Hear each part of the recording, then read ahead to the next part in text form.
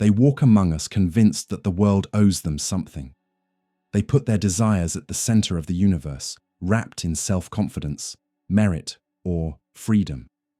They call it authenticity. But philosophy has other names for it: pride, vanity, disordered self-love, and sometimes even virtue. Today we're going to travel through centuries of thought, from ancient Greece to our liquid modern world, to understand how the greatest philosophers have seen selfishness, this dark mirror of the human soul. Get ready. Not every selfish person is a villain, and not every altruist is a hero. Have you ever felt suffocated by rules, standards, expectations? Ever had the feeling that everything around you, religion, the state, morality, even the noblest ideals, was placed on you before you even had the chance to choose who you are?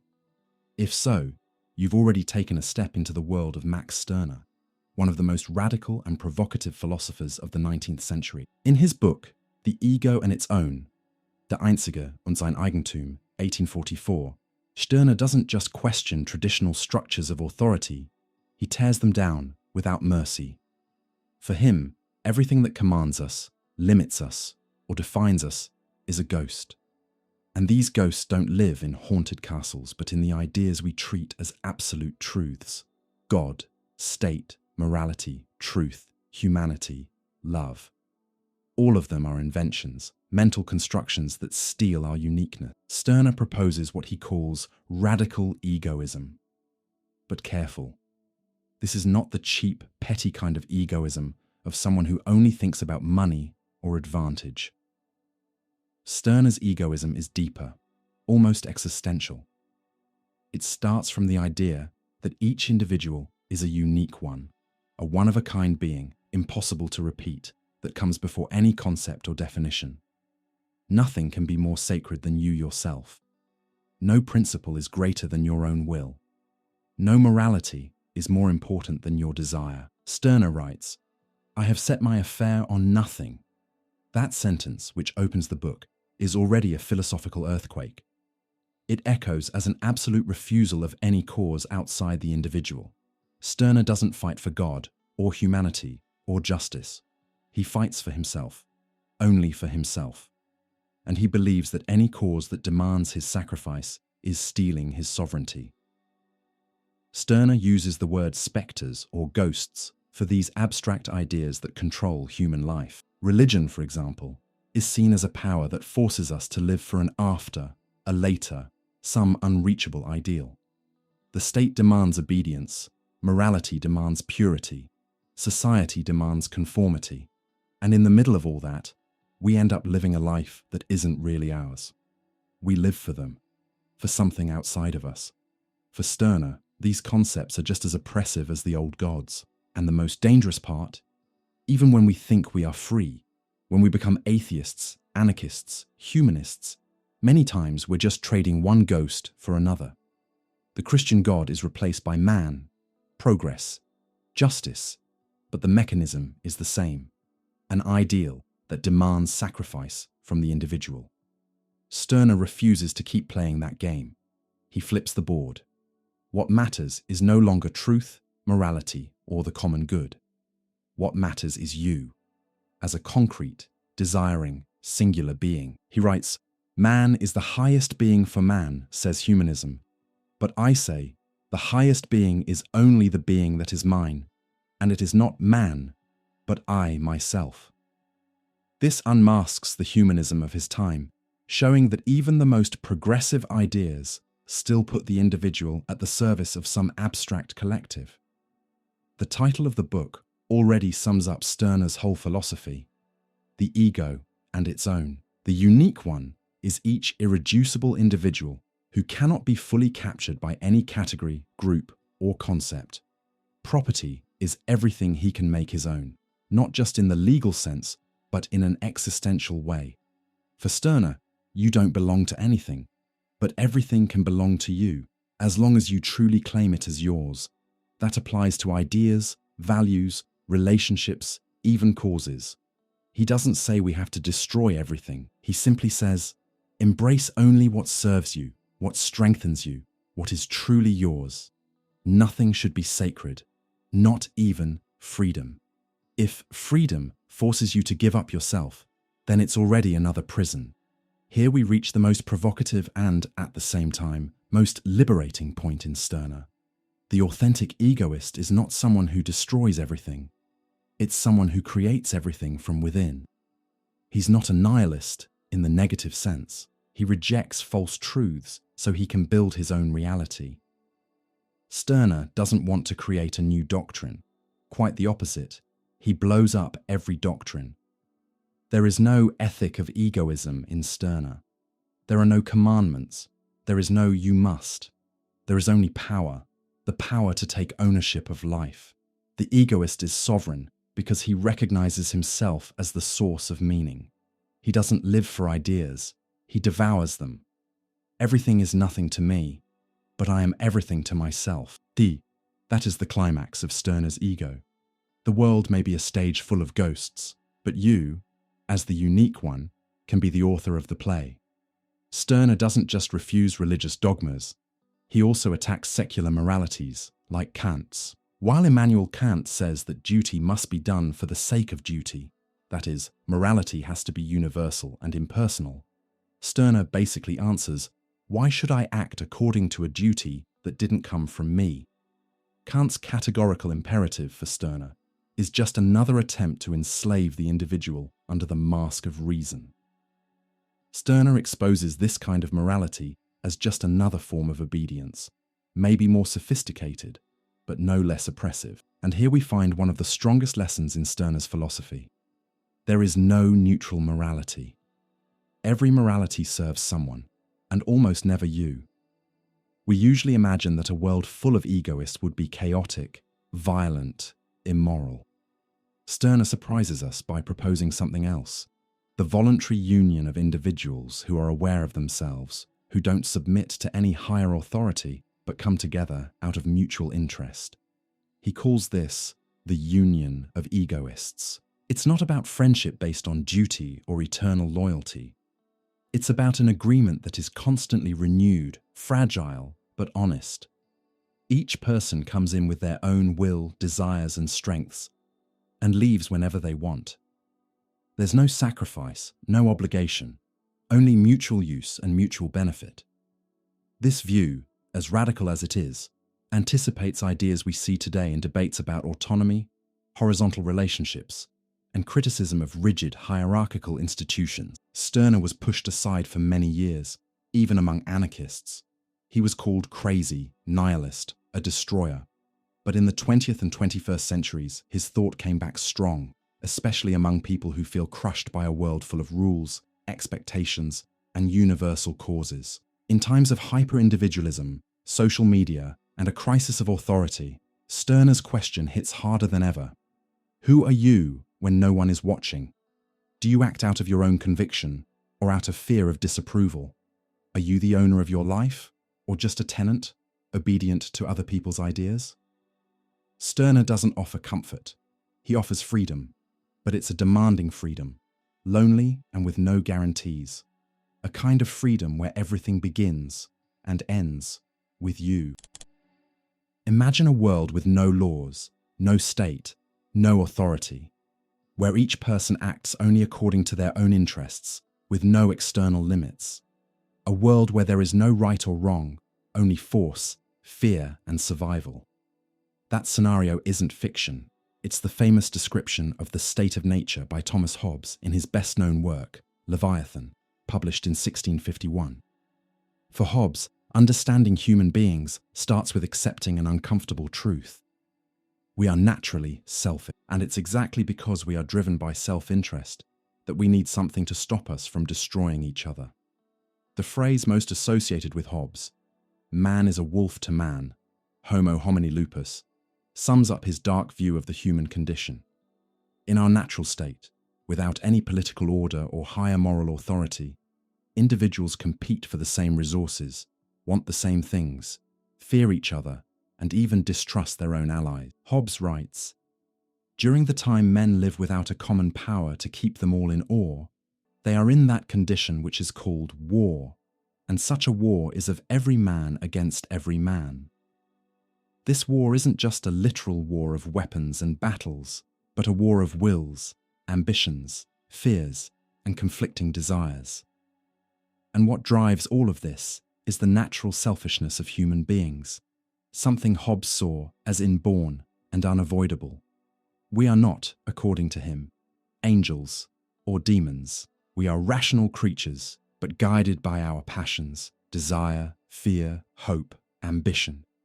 We want to live well and safely, so we always chase what we think is best for us.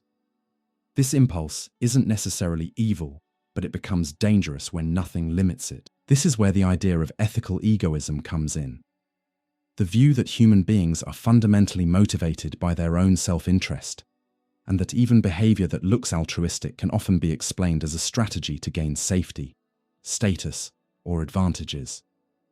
For Hobbes, this egoism is not a moral flaw, but a basic feature of human nature. Instead of pretending we are naturally good, Hobbes invites us to look coldly at what really moves us.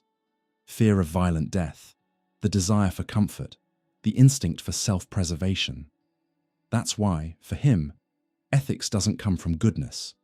It comes from fear. And what saves us from self-destruction isn't love for our neighbor, but a rational pact based on our own interest, the social contract. Faced with the chaos of the state of nature, Hobbes offers a rational way out. Each individual should give up part of their freedom in exchange for collective protection, handing power over to a common authority, the Leviathan, the symbol of the sovereign state. This pact isn't driven by morality, but by selfish reason. When people realize that total freedom leads to total insecurity, each person sees an advantage in limiting themselves, not out of altruism, but out of fear and convenience. The law of nature is a precept or general rule found out by reason, by which a man is forbidden to do that which is destructive of his life. In other words, acting morally, respecting rules, not killing, not stealing, is a rational choice of self-interest, as long as everyone else is also committed to the same rules. It's not about virtue, it's about survival. This is a crucial point. Hobbes rebuilds morality on egoistic foundations, not on traditional ethical virtues. That marks a break with the classical tradition, especially Aristotle and Christian thinkers, who saw morality as tied to excellence of character or God's will.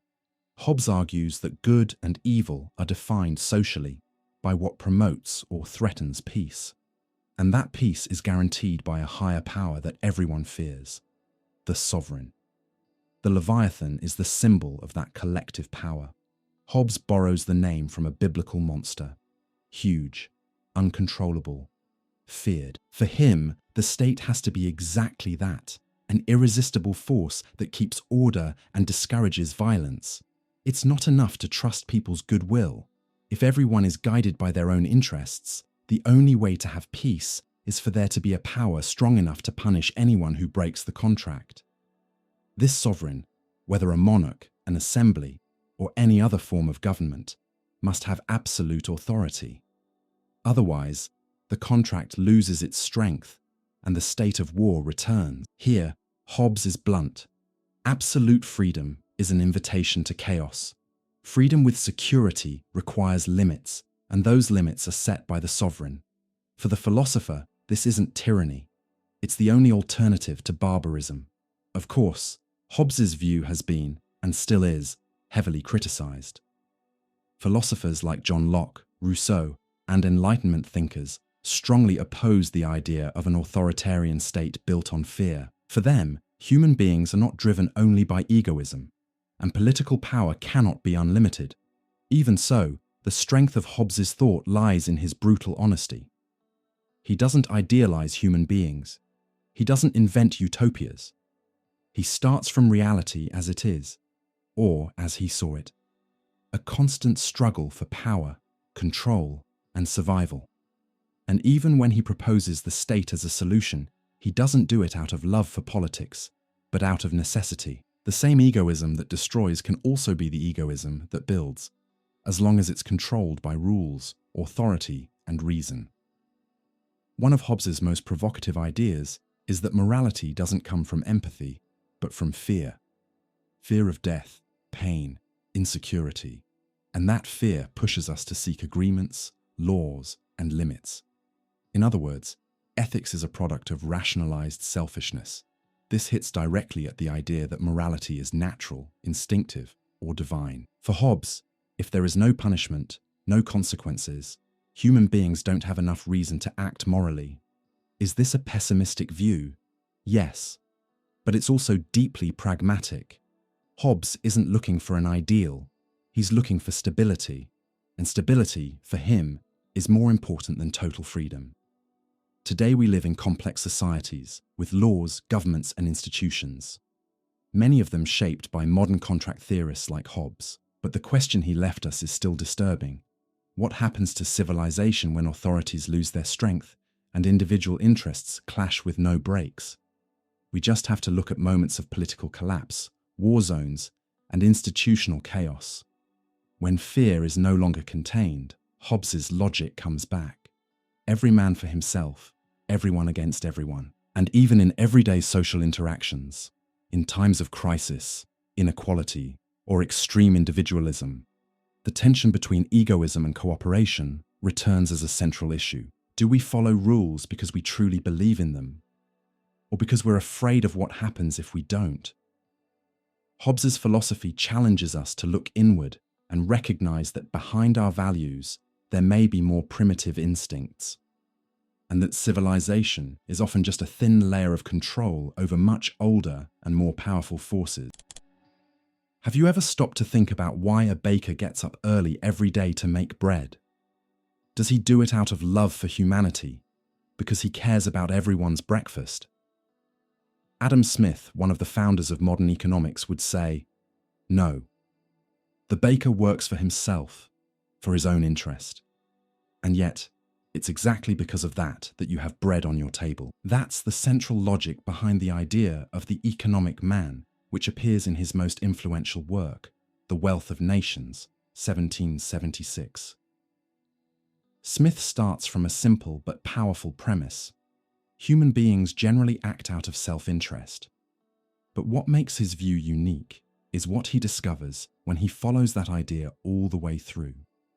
This self-interest, far from being purely destructive, can create order, cooperation, and even collective prosperity, as long as it's channeled the right way. People often confuse the economic man with a selfish, greedy person who only cares about profit. But that's an unfair oversimplification.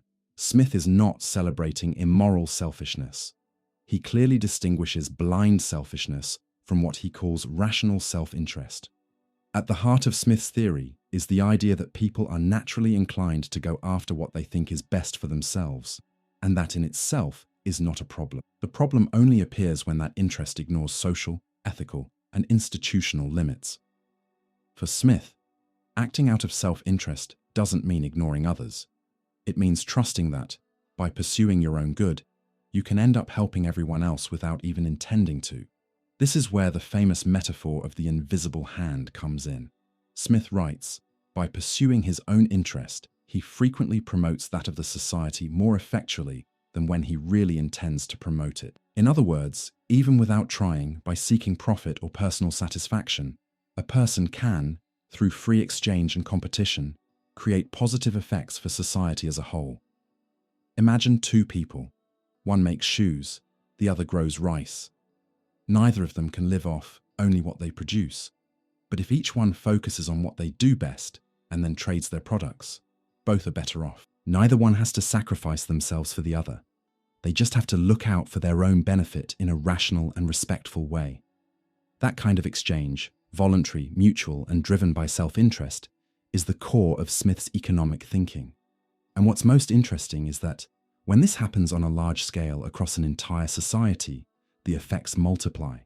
There is specialization, higher productivity, and the creation of wealth. Smith writes, it is not from the benevolence of the butcher, the brewer, or the baker that we expect our dinner, but from their regard to their own interest. But notice, this is not an attack on altruism. It's a realistic observation, and more than that, It's a praise of the human ability to cooperate without giving up oneself. Even though he's known as an economist, Adam Smith was first of all a moral philosopher. His first major book, The Theory of Moral Sentiments, 1759, shows a thinker deeply interested in how people judge, feel, and live together in society. That's why, when he talks about the invisible hand, Smith is not encouraging cruel selfishness or unrestrained greed. On the contrary, he believed the market only works when there is trust, reputation, justice, and stability. In other words, the economic system needs a moral foundation to exist. Because of that, when Smith talks about self-interest, he adds conditions. It has to be lit by reason, softened by empathy, and kept in check by fair institutions. The shopkeeper who cheats customers, the boss who exploits workers, or the consumer who destroys the environment may profit in the short term, but they end up damaging the whole system. Real rational self-interest requires respect for others, because without others, there is no exchange. And without exchange, there is no society. Here, Smith suggests something almost paradoxical. Moderated self-interest can be civilizing. Instead of seeing it as a moral poison, he treats self-interest as the engine of complex systems of cooperation. But he also knew that not all forms of selfishness lead to the common good. That's why he defended clear institutional limits, competition rules, transparency, regulation of monopolies, and fairness in contracts. The famous invisible hand does not work under any and all conditions. It depends on an environment where the search for profit is tied to the creation of real value, not to manipulation, fraud, or domination. In other words, the market is not some self-correcting God. It's a tool. And like any tool, it has to be used wisely. Another common distortion is to imagine that Smith's economic man is some cold, calculating creature with no feelings, almost a robot. That's far from true. Smith believed that people are moved by emotions, sympathy, moral desires, and a sense of justice. His theory is sophisticated precisely because it recognizes that economic decisions are filled with real human feelings. So, Smith's self-interested individual is not the same as crude selfishness. His individual takes care of himself, but always within a social and moral context. He wants to prosper, but he also knows his prosperity depends on other people's trust, on stable rules, and on mutual respect. That's the real economic man, a rational agent but still human, someone who seeks their own good but understands that this good is impossible in total isolation. The beauty of Adam Smith's theory is in how it combines realism and optimism. He doesn't demand that we all become saints. He doesn't expect us to live only for charity or sacrifice. He accepts that people look out for their own advantage. And he sees that as a starting point, not as a flaw. Smith offers a model of society where morality doesn't depend on total self-denial, but on organized rationality. A society where the baker makes bread, not out of kindness, but because that's how he lives well. And, by doing that, helps other people live well too. This view is very different from that of other thinkers. For Hobbes, selfishness has to be contained by absolute authority. For Kant, true morality only happens when we act out of duty, not out of interest. For Stirner, the ego is sovereign and doesn't owe anything to anyone. For Smith, on the other hand, self-interest, when lit by reason and placed inside a network of fair exchanges, can be useful, constructive, and even virtuous. The idea that self-interest can create collective benefits deeply influenced modern liberalism, market capitalism, and the very idea of economic freedom. But it has also been distorted many times in the name of extreme individualism. Adam Smith never defended a wild, rule-free market. He believed in freedom, yes, but always inside an ethical institutional framework. Today, in times of economic crises, inequality, and distrust in institutions, Smith's lesson is still relevant and challenging. It is possible to build a society where individual well-being and collective well-being are not opposites, but complementary. To get there, we need more than moral speeches or authoritarian rules. We need education for reason, for responsible self-care, and for the awareness that living well means living with others, not in spite of them. What would happen if the most creative, productive, and brilliant people in society simply decided to disappear? If business owners, engineers, artists, scientists, the ones who build, innovate, and keep the world running, just crossed their arms and walked away from everything? That's the central provocation of Ayn Rand in her monumental novel, Atlas Shrugged, 1957, where she develops not just a story, but a philosophy, objectivism, which sees rational selfishness as the core moral virtue. For Rand, humanity's biggest problem isn't selfishness. It's forced altruism, the idea that other people's good comes before your own, and that living for yourself is a sin. Against this, she makes an explosive claim. Rational selfishness is the essence of morality. To understand Rand, you first have to free the word selfishness from all the negative weight it usually carries. When we hear selfish, we think of greed, indifference, cruelty. But for Rand, that image is distorted. The kind of selfishness she defends is not blind pleasure-seeking or contempt for others. It's a rational commitment to your own life, your own happiness, and your own values, without sacrificing yourself for anyone, and without demanding that anyone sacrifice themselves for you. She writes in The Virtue of Selfishness, 1964. Rational self-interest means the principle that man is an end in himself, not a means to the ends of others.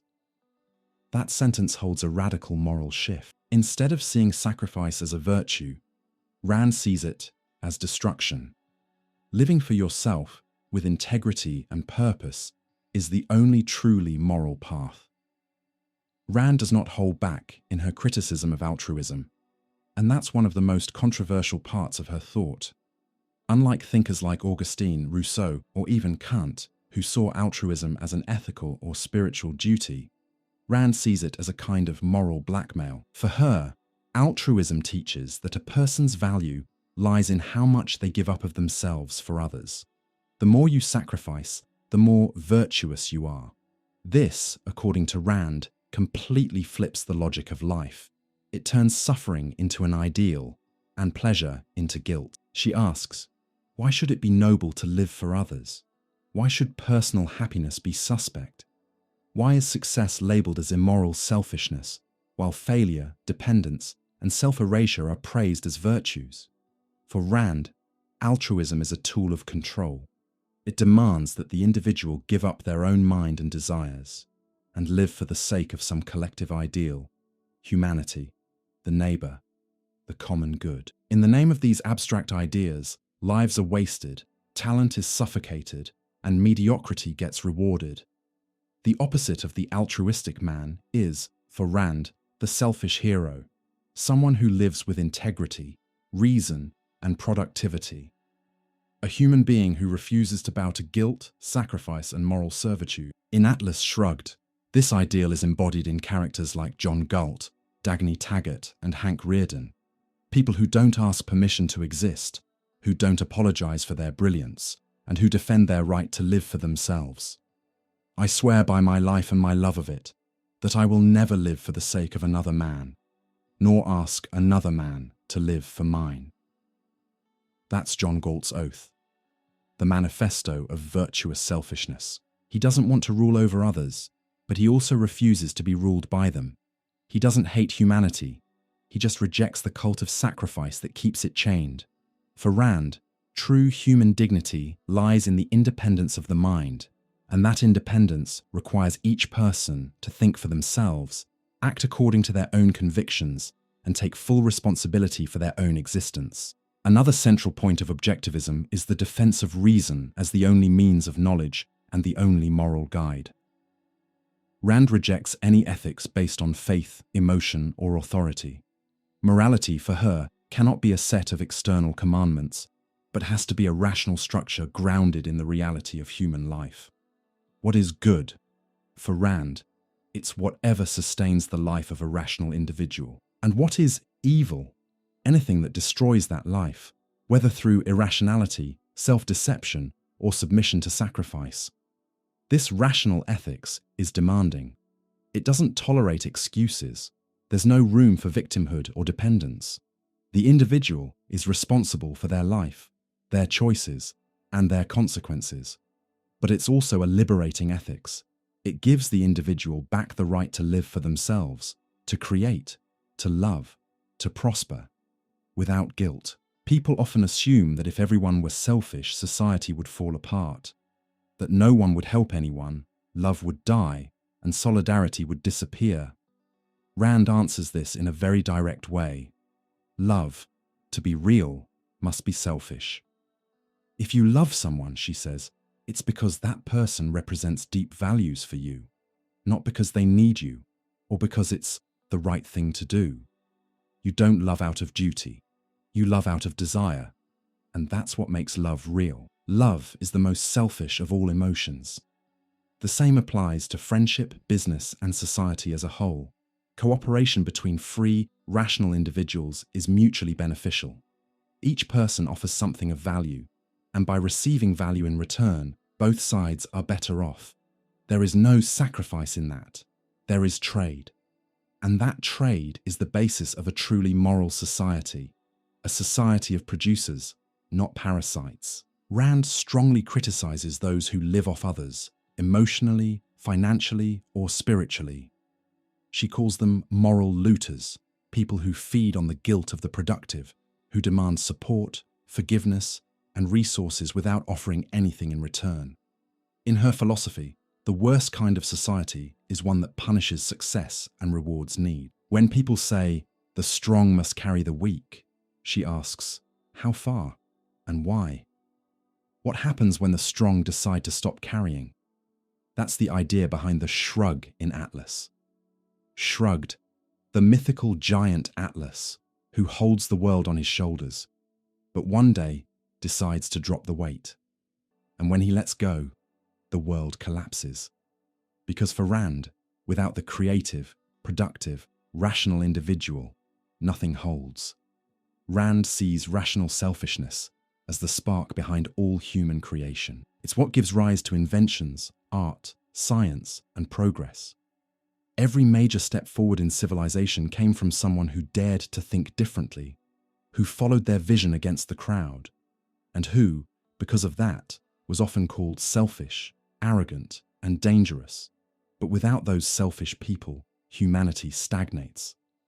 The true creator, Rand says, is driven by love for their own work, not by the approval of others. They act not to serve, but to achieve. And by achieving, they end up lifting everyone else too. When you help someone, are you really doing it for them? Or deep down, are you chasing a good feeling about yourself? That question, as unsettling as it is personal, sits at the heart of the philosophical investigation of David Hume, one of the main thinkers of the Scottish Enlightenment. In his work, A Treatise of Human Nature, 1739-40, Hume raises an uncomfortable doubt about human morality. Does pure altruism really exist, or is every action, no matter how noble it looks, guided by some form of self-interest? That doubt leads us to the idea known as psychological egoism, the claim that all human actions are, in the end, motivated by some kind of personal gain, even if it's subtle, emotional, or unconscious. For Hume, understanding human behavior means starting from concrete experience and emotions, not from abstract ideas or metaphysical ideals. He breaks with the rationalist tradition by saying that reason is not what rules us. Instead, we are led by passions, feelings, and habits. This changes everything. If we are not guided by pure, disinterested reason, then even our most generous actions may be rooted in personal desires, sympathies, convenience, and emotional pleasure. Reason is, and ought only to be, the slave of the passions. A Treatise of Human Nature. Here, Hume flips the traditional hierarchy. Reason doesn't tell us what we should want. It only helps us figure out how to get what we already want. And those desires are almost always tied to our own well-being, physical, emotional, and social. But Hume was not a cynic. He didn't see human beings as cold, calculating egoists with no compassion. On the contrary, he believed we have a powerful capacity for sympathy. the ability to put ourselves in someone else's place, to feel what they feel, to be moved by their joy or suffering. Still, even sympathy, this emotional bridge between people, is not totally innocent when we talk about altruism, because feeling someone else's pain still means feeling something in ourselves. In other words, our impulse to help may be, at least in part, an attempt to relieve our own emotional discomfort when we see someone suffering. Hume doesn't say this makes the action fake or less sincere. He just points out that when we act for another person, the motivation is not outside of us, it's inside.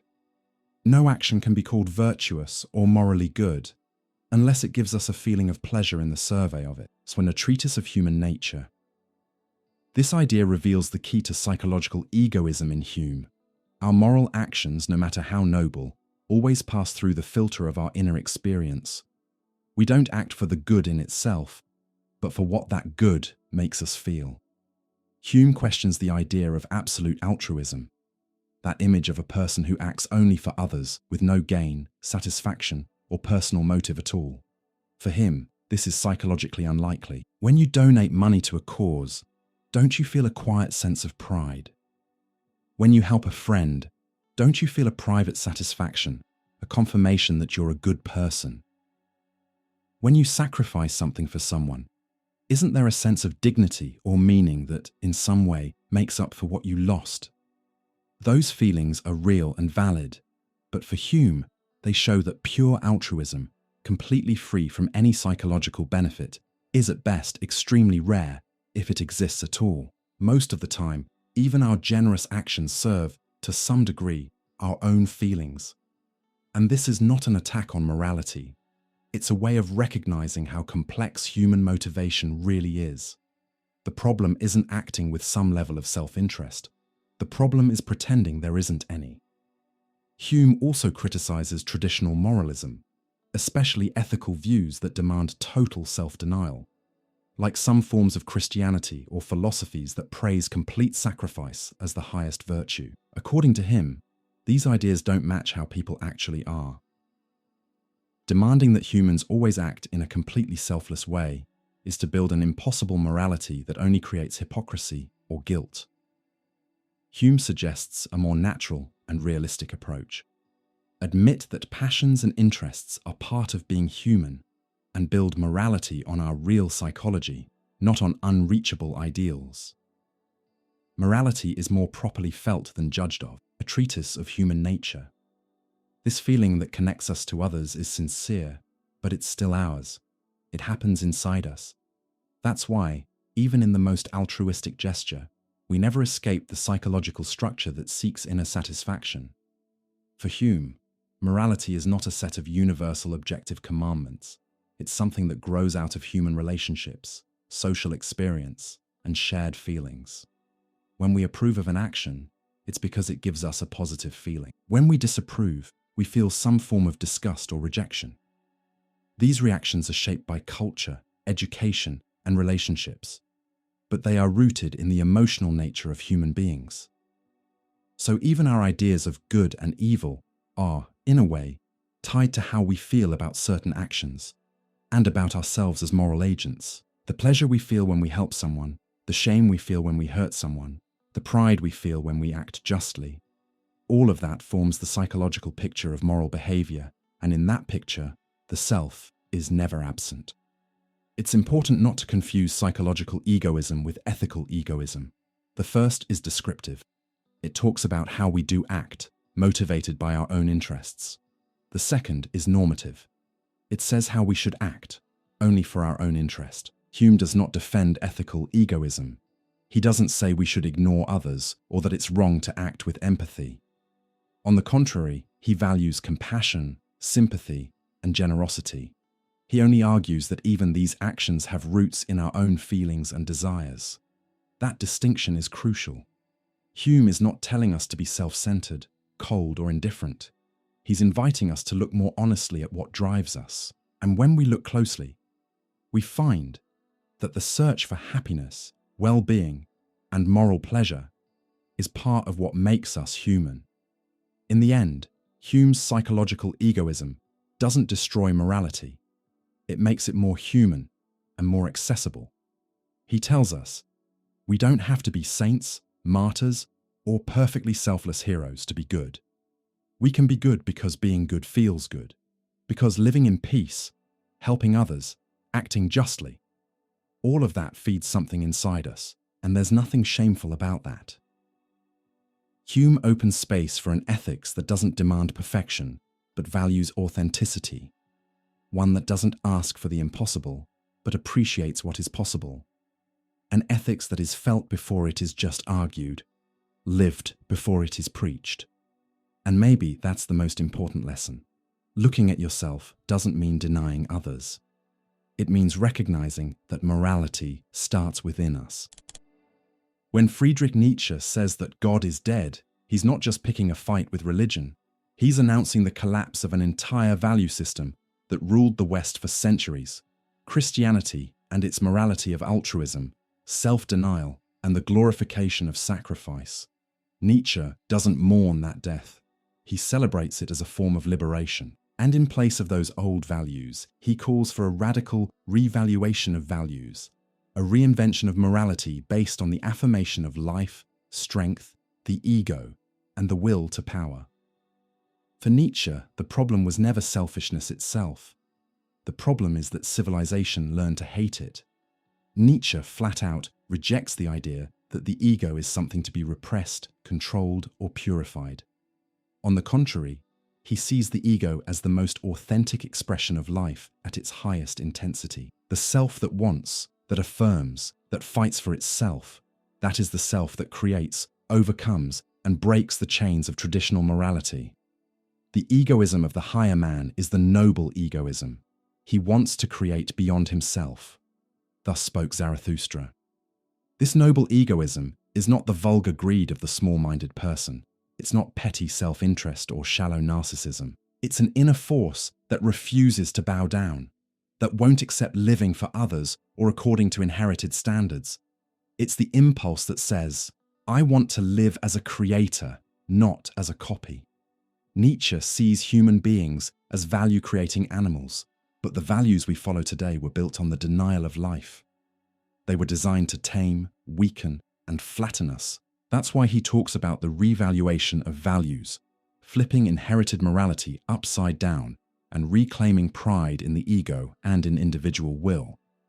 In Thus Spoke Zarathustra, Nietzsche presents his most famous figure, the overman, Übermensch, the human being who surpasses himself, who breaks with herd morality and creates his own values. The overman is not an arrogant show-off. He is free. He doesn't bow to ideals of humility, renunciation, or obedience. He doesn't live under the weight of guilt, but under the drive of power. He doesn't seek to please God or serve others. He seeks to affirm himself as a creative will. Nietzsche writes, "Man is something that shall be overcome. What have you done to overcome him?" This overcoming requires breaking with the values that tell us thinking of ourselves is wrong, that wanting power is a sin, that intense desire is a sign of moral weakness. For Nietzsche, this morality, which he calls slave morality, was built by the weak, resentful of the strong, as a way of flipping life's natural order, making the noble ashamed of their strength and the weak proud of their powerlessness. Christian altruism, in this context, appears as the most effective poison. It teaches that loving others is superior to loving yourself, that giving is more virtuous than achieving, that suffering is more noble than winning. Nietzsche rises against this inversion, not to erase compassion or care, but to restore the legitimacy of the affirming ego, of desire, of individual excellence. At the center of his philosophy is the concept of will to power, Wille zur Macht, which for Nietzsche is not first and foremost about dominating others, but about expanding one's own being. Every living thing, he says, tries to grow, to express its strength, to push past its own limit. The will to power is what drives the artist who creates, the thinker who dares, the individual who refuses to be a slave to common morality. Where I found life, there I found will to power. Thus spoke Zarathustra. This will is not rational in the traditional sense. It is instinctive, creative, aesthetic. It doesn't look for stability, but for transformation. It doesn't accept the comfort of inherited morals. It demands the risk of reinventing oneself, and the ego, in this process, is not the problem. It's the main agent. The ego is not what needs to be killed. It's what creates. Nietzsche sees that society, to keep itself glued together, developed an ethic based on conformity, herd morality. In it, the one who is different is a threat. The one who thinks for himself is subversive. The one who wants too much is suspicious. So from an early age, we learn to distrust ourselves, to ask for permission to exist, to feel ashamed of our desires, to hide our ambitions. We cultivate a kind of humility that isn't a virtue. It's castration. Nietzsche attacks this with full force. He sees herd morality as a huge act of sabotage against the creative spirit. It turns potential into mediocrity. It turns unique individuals into replaceable parts in the mass. You go about as mere phantoms of yourself. Thus spoke Zarathustra. For him, this culture of sacrifice and submission lies at the root of modern nihilism. That sense that nothing has meaning, that everything is empty. Because we killed the ego, we killed desire, we killed greatness. Against this, Nietzsche proposes what we might call a new ethics of noble egoism. An egoism that is not locked into itself, but that affirms itself as a source of value, meaning, and beauty. This egoism does not destroy. It creates. It does not exploit. It elevates. It is the egoism of the artist who throws himself into his work, of the thinker who risks losing his certainties, of the free spirit who chooses to live by his own standards. It's not about despising others. It's about refusing to live as someone else's shadow, because only someone who truly affirms themselves can relate to others in a free way, without servitude, guilt, or emotional blackmail. Nietzsche doesn't preach isolating the ego. He preaches affirming the ego as a path to overcoming oneself. Only the individual who owns himself can truly give something real to the world. Nietzsche sees Christian guilt as one of the biggest traps in Western culture. People are taught to feel bad for wanting, for failing, for being human. Will is treated as sin, pleasure as temptation, happiness as suspicious. Against this, Nietzsche writes to free the body, the spirit, and the ego from a morality of denial. He proposes a love of life, even with its mistakes, contradictions, and pain. And that kind of love is only possible when we stop hating ourselves for being who we are. What is good? All that heightens in man the feeling of power, the will to power, power itself. The Antichrist. This is the complete reversal. Good is no longer sacrifice, but the affirmation of strength.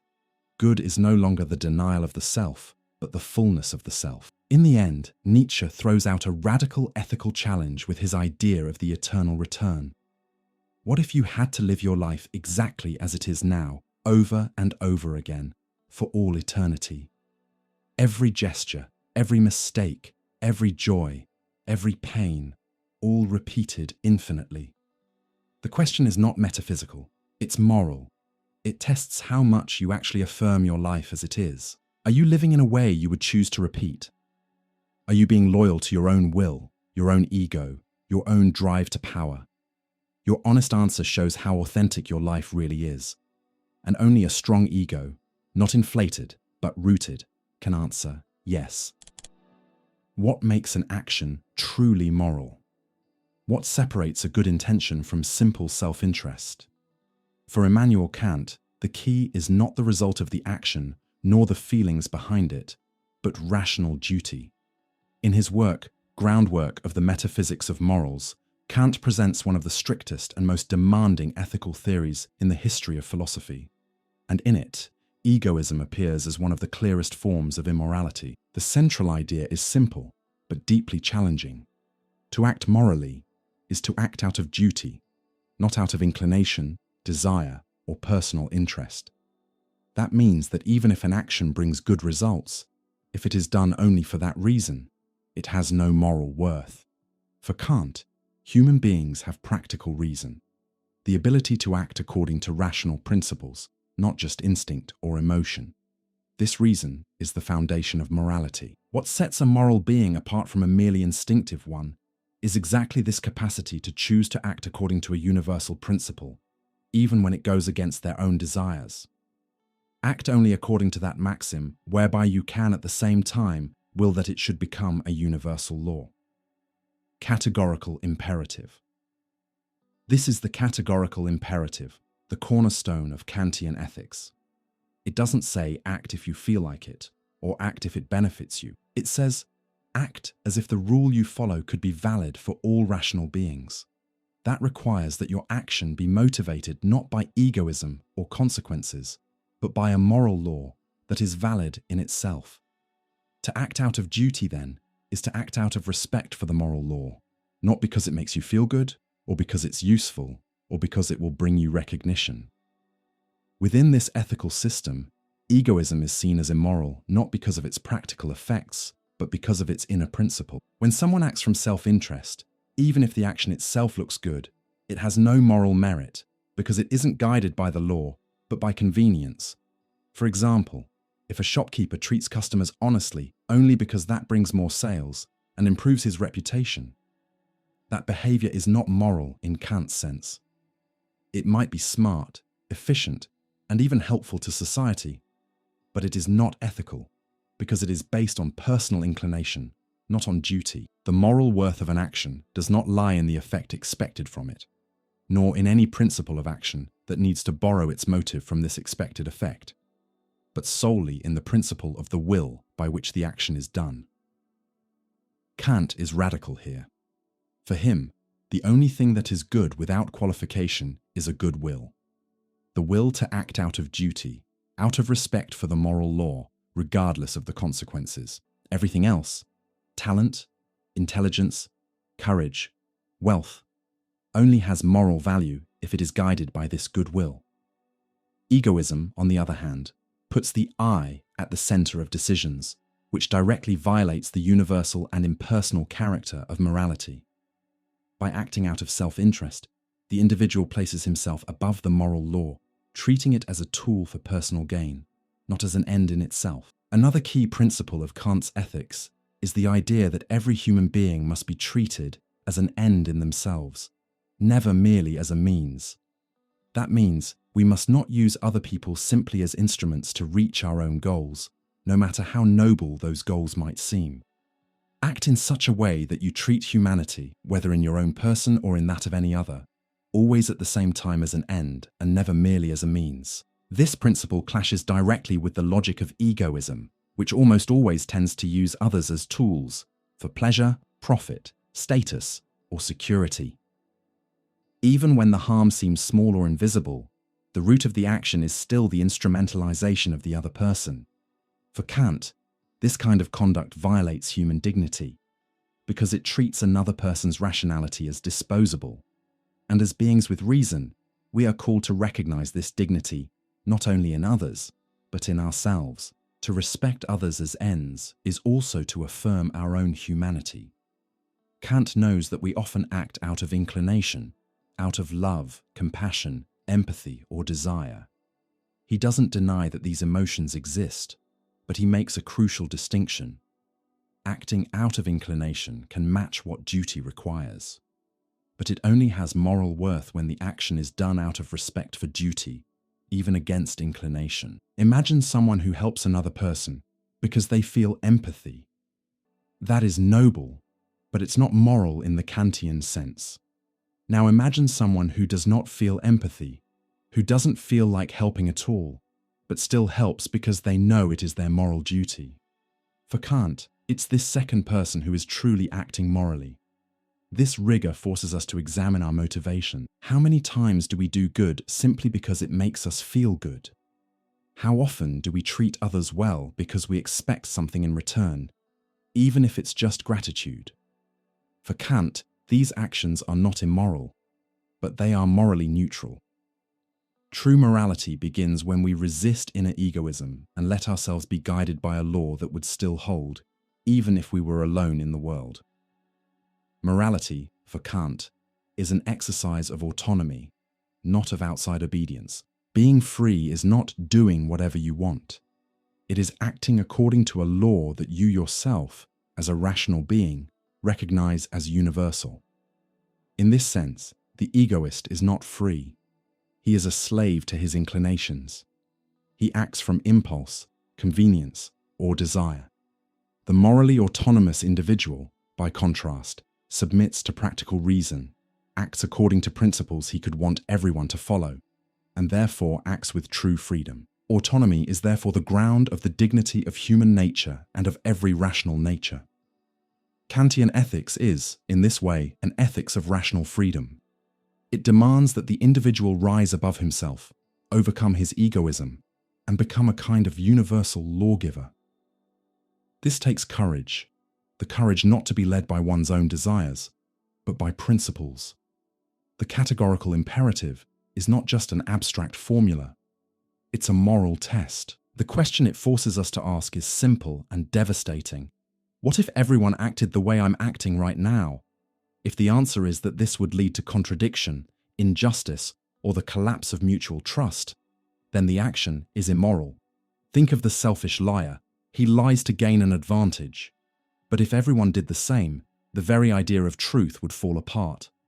Lying would stop working as a tool, because no one would trust anyone. So the maxim, "I can lie when it suits me," cannot be made universal, and is therefore morally forbidden.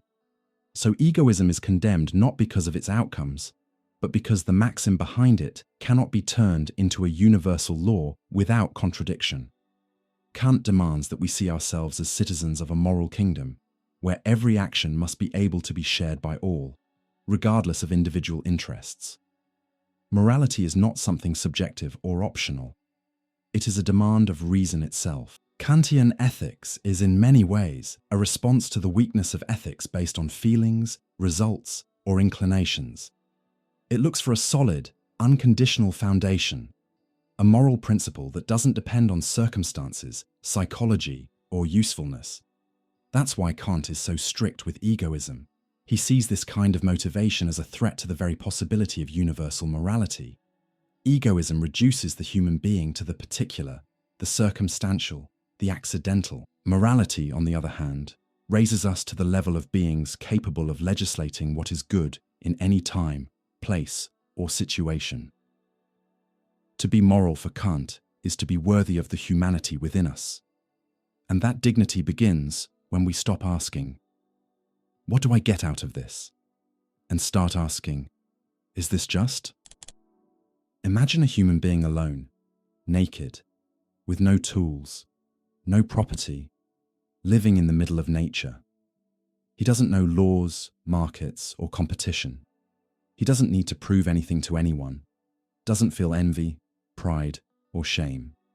He lives simply, eats when he's hungry, runs when he's in danger, sleeps when he's tired. This is the natural man described by Jean-Jacques Rousseau in his Discourse on the Origin of Inequality, 1755, a work that not only questions modern society, but also delivers one of the deepest critiques ever made of human egoism. For Rousseau, egoism is not something we're born with, it's something we learn, and we learn it when we leave the state of nature and start living in society. In that process, a legitimate and healthy feeling, love of self, amour de soi, ends up being corrupted and turned into self-love, amour propre, a kind of competitive, comparative egoism that begins to rule our social relationships, our institutions, and even our sense of personal worth. Rousseau defines amour de soi as an instinctive self-love present in natural man. It's a feeling oriented towards self-preservation, the search for well-being and safety without necessarily clashing with others. Natural man loves himself in the sense that he wants to survive, eat, protect himself. But he doesn't want to be above others. He simply wants to exist in peace. This love of self is compatible with pity, another natural feeling that, for Rousseau, keeps human beings from causing unnecessary suffering to others. Pity is the ability to feel compassion, to recognize another's pain as something that affects us too. Pity is a natural sentiment which, by moderating in each individual the activity of self-love, contributes to the mutual preservation of the whole species. In other words, in the state of nature, the self and the other are not enemies. Man does love himself, yes, but he is also moved by the suffering of other beings, human or not. At this stage, there is still no property, no structured language, no institutions, no inequality, no pride, no humiliation, no comparison. The human being is, above all, free, authentic, and sufficient in himself. The problem, according to Rousseau, begins with the formation of civil society, with the rise of private property, symbolized in his famous line, "The first man who, having enclosed a piece of land, thought of saying, 'This is mine,' and found people simple enough to believe him, was the true founder of civil society. A new kind of feeling is born, amour propre. This corrupted self-love depends completely on other people's opinions. It's no longer enough just to live. You have to appear. It's no longer enough to be happy. Others need to see that you're happy." The ego stops being a force of preservation and becomes a machine of comparison, vanity, and competition. The man who wishes to be preferred to others becomes envious, jealous, and capable of anything in order to surpass them. Amour propre is therefore an artificial passion, born from social life and tied to constant comparison with others. It's this feeling that leads to pride, shame, vanity, contempt, and rivalry. It's the engine of moral inequality, not the natural differences of strength or age, but the inequalities created by human institutions and fueled by the desire for domination or superiority. Rousseau warns that the more we move away from the simplicity of love of self and let ourselves be seduced by social self-love, the more we become slaves to opinion, appearances, and status. We stop living for ourselves and start living for the gaze of others. In Rousseau's view, modern society is not a natural progress of humanity, but a sophisticated form of alienation. In it, the ego becomes hostage to roles, titles, possessions, and comparisons. Authenticity disappears. In its place, we get the game of social masks. Elite salons, parties, courts, academies, armies, all these spaces become stages where the ego chases recognition, prestige, and social climbing. It's no longer about being virtuous, but about looking virtuous. It's no longer about seeking truth, but about winning the argument. Rousseau writes with irony and indignation about this world that flips natural values upside down. Men have become slaves and have lost what made them truly free: simplicity. His critique is not just moral, it's political, social, and existential. Rousseau is not crying over a lost paradise. He is exposing a labyrinth we built, a world where the corrupted ego feeds on inequality, where institutions reproduce vanity, and where the individual forgets who he is because he's always trying to be what others expect. This is where Rousseau's theory moves far away from thinkers like Hobbes or Machiavelli, who saw egoism as natural and inevitable. For Rousseau, we are not born selfish, we become selfish. Competitive egoism is not a truth about human nature, but a social, historical, and institutional construct. It is born from comparison, which is born from group life, which is shaped by structures of property, honor, power, and vanity. This critique hits something very deep. The way we organize society shapes the way we feel, desire, and exist. The ego is not just a psychological entity, it is also a political product. When society glorifies luxury, success, fame, and competition, it manufactures people who live off external validation. Healthy self-love gives way to a fragile narcissism that constantly needs applause. The return to the natural, utopia or warning. Rousseau knows it's impossible to simply go back to the state of nature. The time of innocence is gone. But his critique is not nostalgic.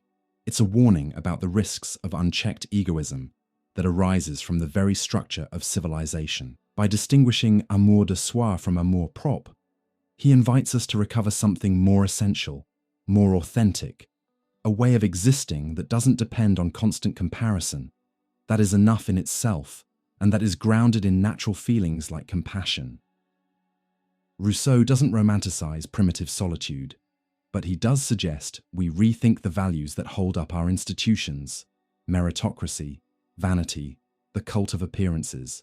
Above all, he suggests a re-education of desire, a return to love of self, not as isolation, but as freedom. Even though he wrote in the 18th century, Rousseau's ideas feel incredibly current. We live in an age where social media pushes amour-propre to extremes. We're constantly exposed, comparing, competing for attention, prestige, and visibility. The logic of likes, personal brand, and digital influence, all of it strengthens our dependence on external approval. We've never been so visible and so fragile. The modern ego lives under constant pressure, chasing instant validation, dissolving into a never-ending performance. Rousseau helps us see that this way of living is not just the way things are. It's a construction, and like any human construction, it can be questioned, changed, and overcome. Imagine a silent, irrational, relentless force pulsing in every cell of the body, in every desire, in every impulse, always wanting, craving, struggling. This force is behind all existence, but it has no consciousness and no ultimate purpose. It just wants. That is the will in Arthur Schopenhauer. And from it, egoism is born, not as a moral mistake, but as an inevitable expression of how the world is built. In his main work, The World as Will and Representation, 1818, Schopenhauer presents a philosophy that ties metaphysics, psychology, and ethics together under one principle. Everything is will. The world we perceive, with its shapes, colors, sounds, and ideas, is only representation, the way our mind organizes the chaos of reality. But behind that appearance, there is something deeper and darker, a blind, irrational will that wants to exist and keep existing, never finding real rest. According to Schopenhauer, every human being is an individual manifestation of this universal will. Our individuality, our body, desires, ambitions, is nothing more than the will objectifying itself in a conscious being. And this will, by its very nature, is egoistic. It tries to assert itself at any cost, to preserve itself, satisfy itself, and dominate. Egoism is the assertion of one's own being, in opposition to, or at the expense of, all others. Foi, the world as will and representation. So egoism is not a character flaw. It's a metaphysical expression of the human condition. When someone acts out of self-interest, they're simply obeying the command of the will that constitutes them. Hunger, anger, sexual desire, ambition. All these impulses are manifestations of that will that wants to live, expand, and repeat itself. But this will doesn't know limits. It is never satisfied. Every time a desire is fulfilled, another one appears, and by always wanting more, the individual gets pulled into a spiral of suffering. Life becomes a constant back and forth between lack and frustration. For Schopenhauer, life under the rule of the will is essentially marked by suffering. That's because wanting something means, by definition, not having what you want. And when you finally get it, the joy is short-lived and quickly turns into boredom, which is just another form of suffering. Life swings like a pendulum backward and forward between pain and boredom.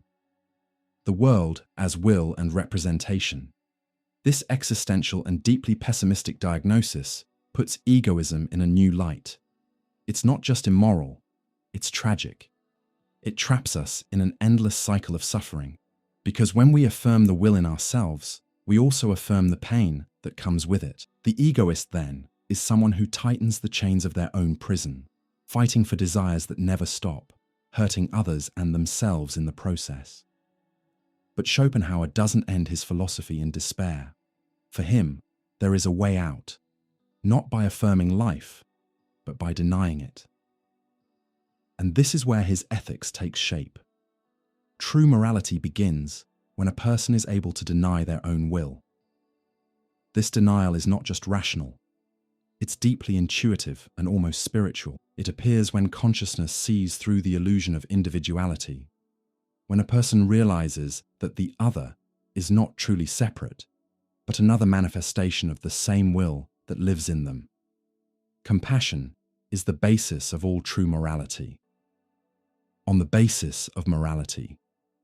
Here Schopenhauer proposes something radical. Genuine morality is born from identifying with the suffering of others.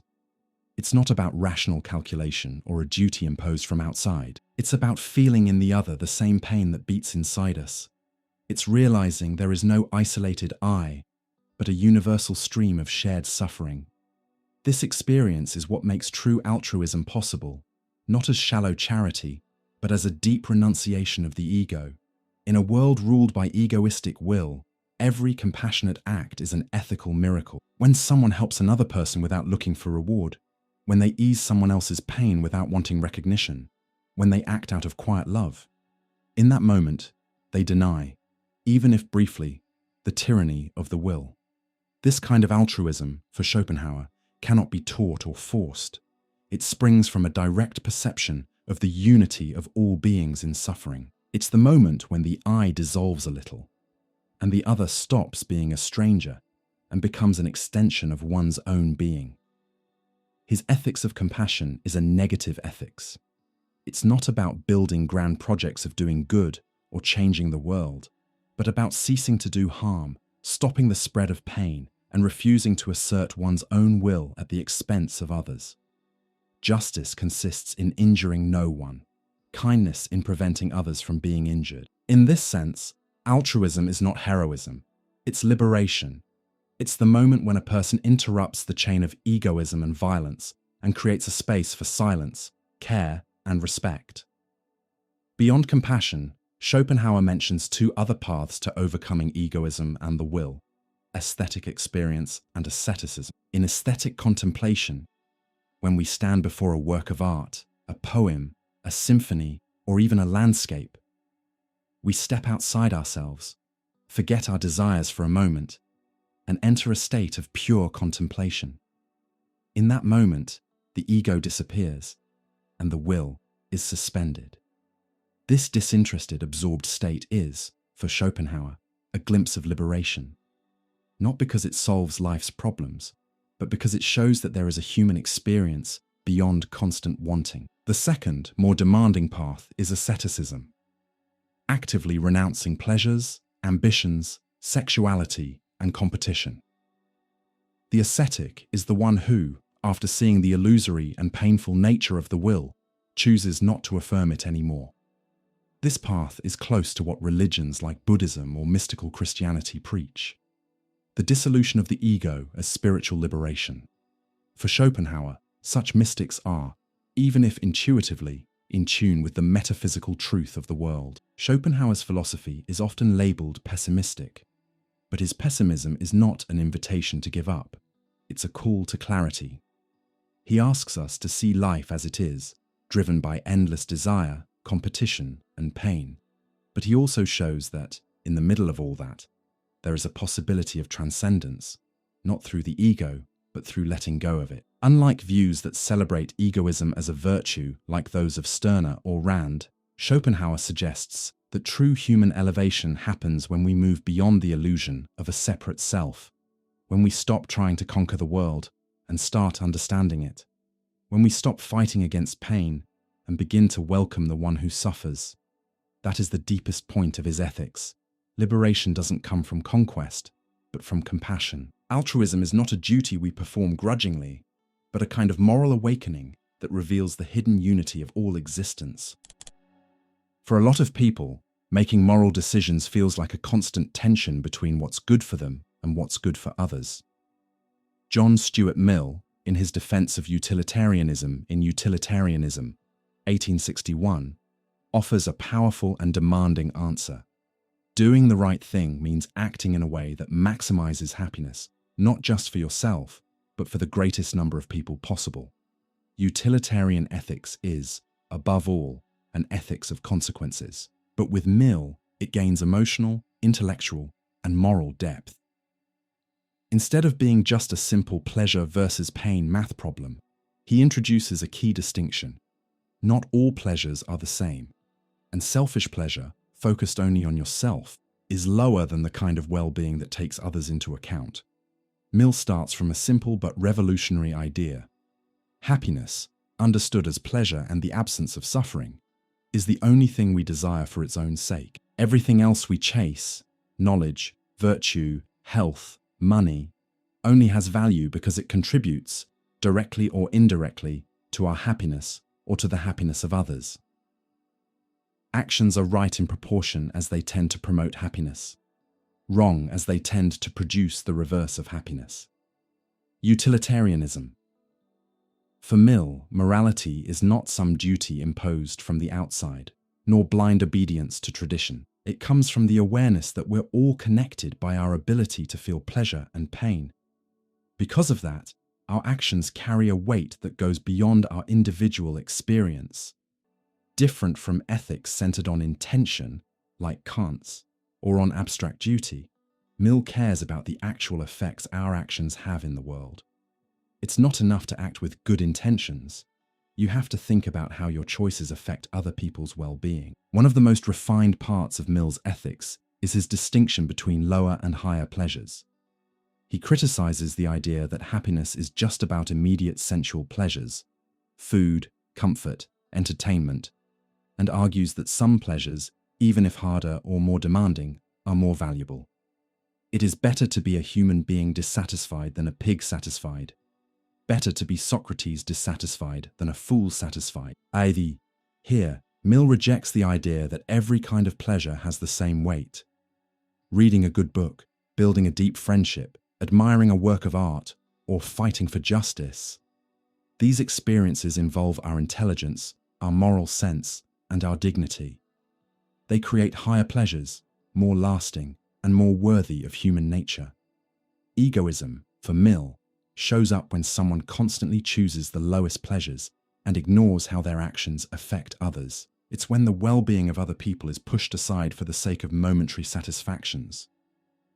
Egoism isn't immoral just because it's focused on the self. It's immoral because it despises the value of shared life, empathy, and responsibility. Contrary to what many people think, Mill is not defending a everyone for themselves ethic. He understands that we live inside a web of relationships and that one person's good is tied to everyone else's. In that sense, utilitarianism is an ethics of responsibility. For Mill, being moral means thinking beyond yourself. It means asking whether your choices help build a world that's fairer, healthier, and more complete for everyone. The search for happiness, far from being purely individual, becomes a collective effort. The happiness which forms the utilitarian standard of what is right in conduct is not the agent's own happiness, but that of all concerned. Mill knows that human beings are naturally inclined to self-care. That's part of who we are. But morality begins when we learn to extend that care to include others. Utilitarian ethics is, in that sense, a kind of training in expanding empathy. He believed strongly that egoism is not an unavoidable destiny, but the product of poor moral education. In a society that teaches people only to compete, consume, and win, egoism becomes the rule. But that can, and must, be changed. Education, for Mill, should help develop a sense of responsibility, the habit of mutual consideration, and a taste for higher pleasures. It's not about repressing personal desire, but about teaching people to find pleasure in the good of others. That point is crucial. Someone else's happiness doesn't have to be a burden. It can be a deep source of fulfillment. Mill's ethics is not a morality of sacrifice, but of expansion of the self. Many criticisms of utilitarianism come from the idea that it would sacrifice individual rights in the name of the greater good. But Mill pushes back on this and argues that justice and basic rights are part of properly understood utility.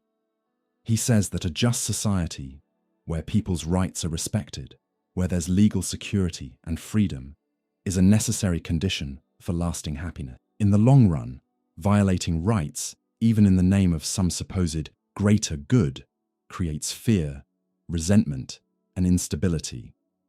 Justice is a name for certain moral requirements, which, regarded collectively, stand higher in the scale of social utility.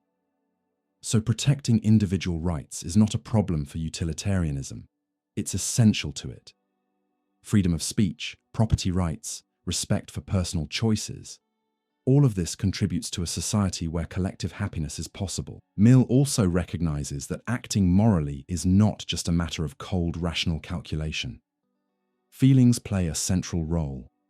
Sympathy, compassion, and a sense of justice are what push us to think about other people.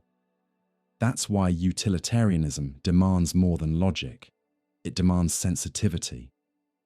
A truly moral person is someone who has built the habit of thinking about others, of considering the impact of their actions, of asking what really contributes to a good, dignified, shared life. That's the difference between the egoist and the moral agent. The egoist asks, "How does this benefit me?" The moral agent asks, "Does this benefit all of us?" Mill's ethics is extremely relevant today. In times of polarization, inequality, and social crises, thinking about the common good is more urgent than ever.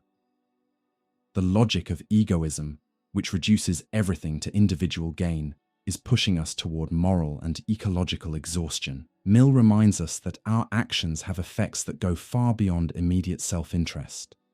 That a good life is not just a comfortable one, it's a just one. That real happiness cannot be built on someone else's suffering. His utilitarianism is an invitation to clear, responsible living. To build a life that makes sense not only for you, but also for the people who share the world with you. And in that, there is a kind of moral beauty that goes beyond any private pleasure. The joy of knowing that your own good is also someone else's good. When St. Augustine writes his Confessions, he's not just telling his life story. He's laying himself bare before God and the reader. Every page is a raw, intense dive into the contradictions of the human soul.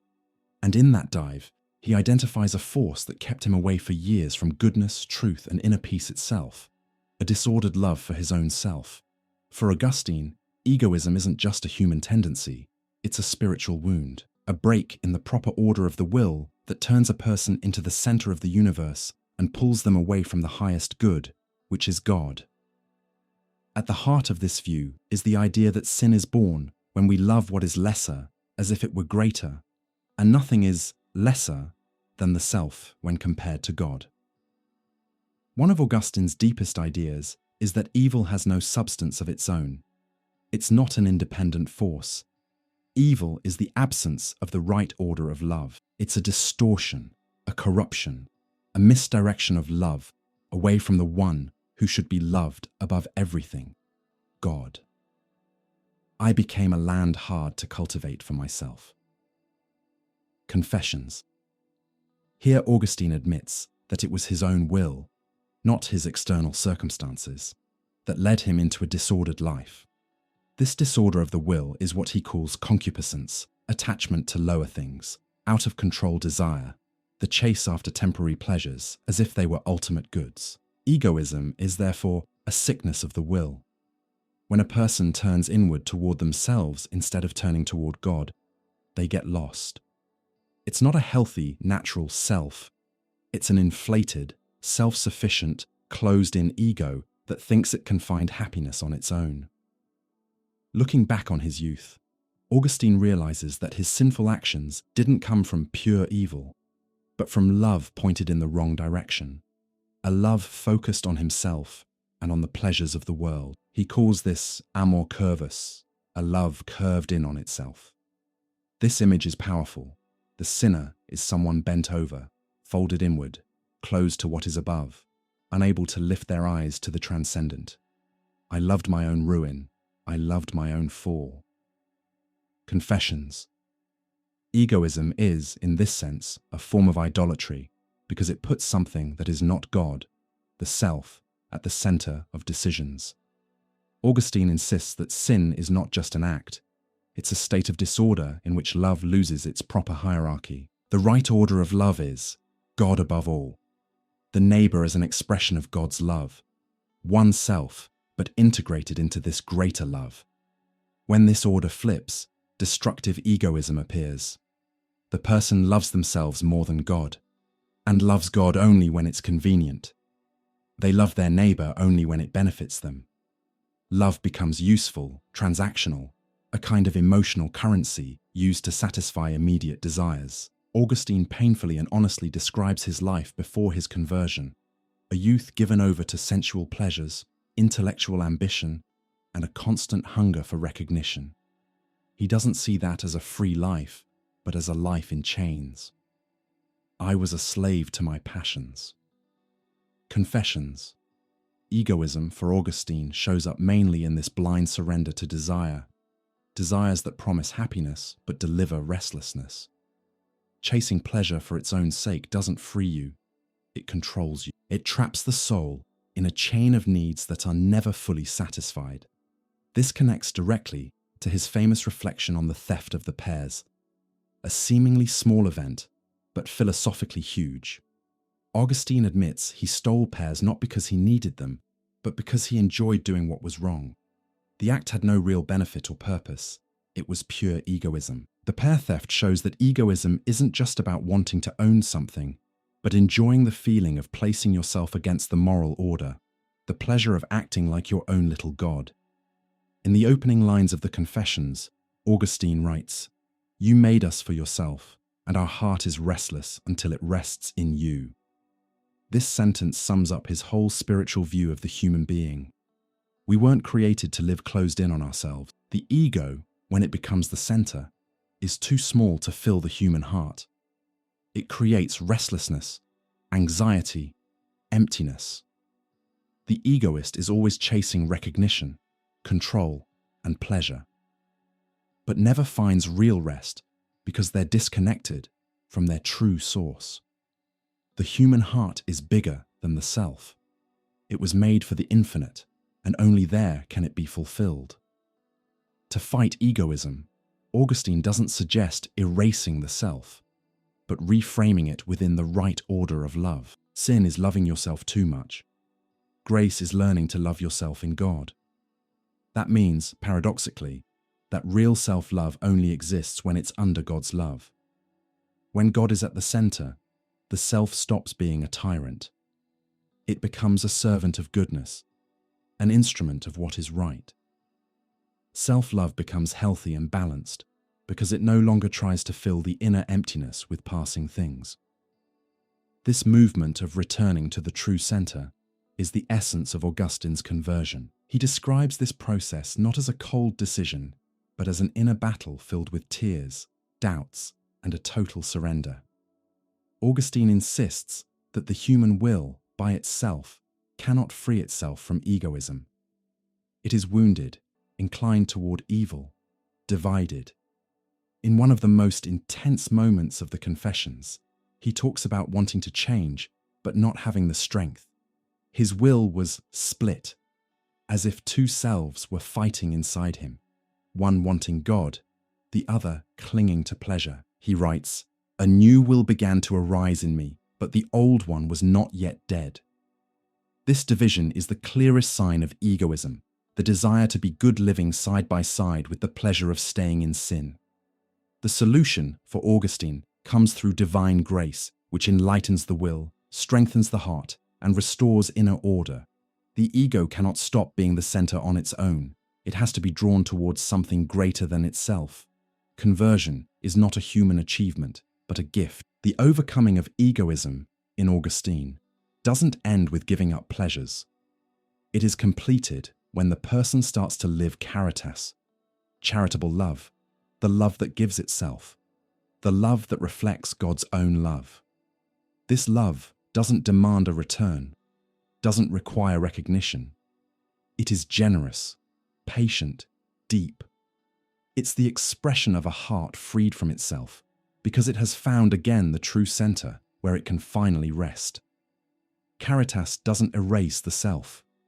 It elevates it. It shows that it's possible to love your neighbor without losing yourself, because this love doesn't come from emptiness, but from fullness.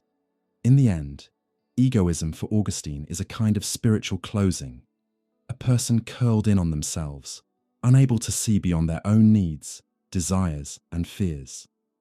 Conversion, on the other hand, is an opening, a soul stretching toward what is above and toward others. This movement of closing and opening is the invisible thread that runs through the entire Confessions.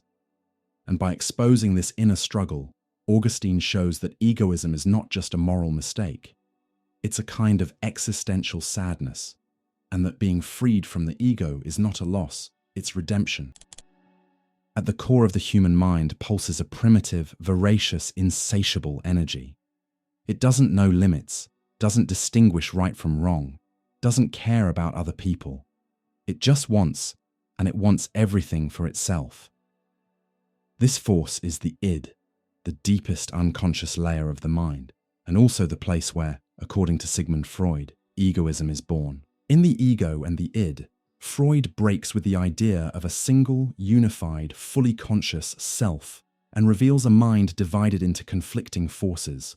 By doing this, he shows that egoism is not a moral deviation or a character flaw. It's a structural part of the human soul. The problem isn't egoism itself. It's when egoism takes over, crushes inner balance, ignores all limits, and starts shaping the person in a pathological way. Id, the root of selfish desire.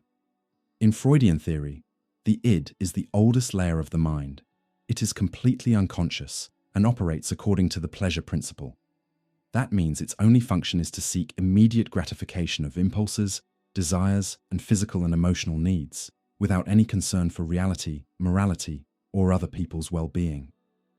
The id is the reservoir of the instinctual drives. In it live sexual desire, libido, aggressive impulses, hunger, the search for comfort, and the drive to survive. This is where we find what we can call natural egoism, not because the id thinks about itself, but because it isn't capable of thinking about others. It simply wants, and anything that gets in the way is felt as frustration and conflict. A small child, for example, is almost entirely ID. They cry when they want something, demand, scream, don't understand limits, not out of malice, but because the ego and superego haven't developed yet. In this sense, the egoism of the ID is pre-moral, pre-social, and pre-reflective. Freud shows that these impulses don't disappear as we grow up.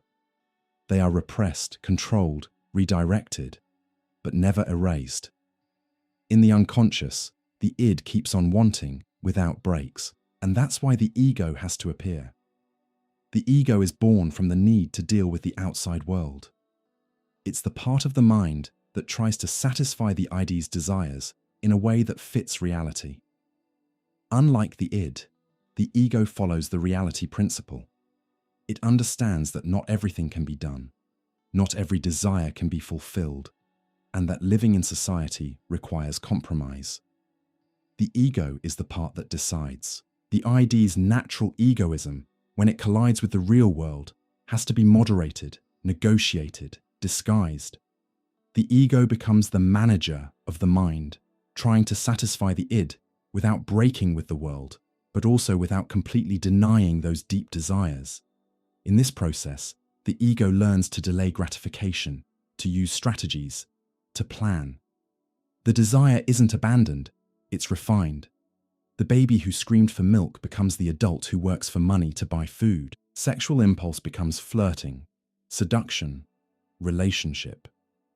The instinct to destroy can turn into competitive ambition, sharp criticism, or sarcasm. So the ego's job is not to eliminate egoism, but to turn it into something socially acceptable. But it doesn't do this alone. A third piece appears, the superego. The superego is the part of the mind that internalizes rules, values, and cultural prohibitions.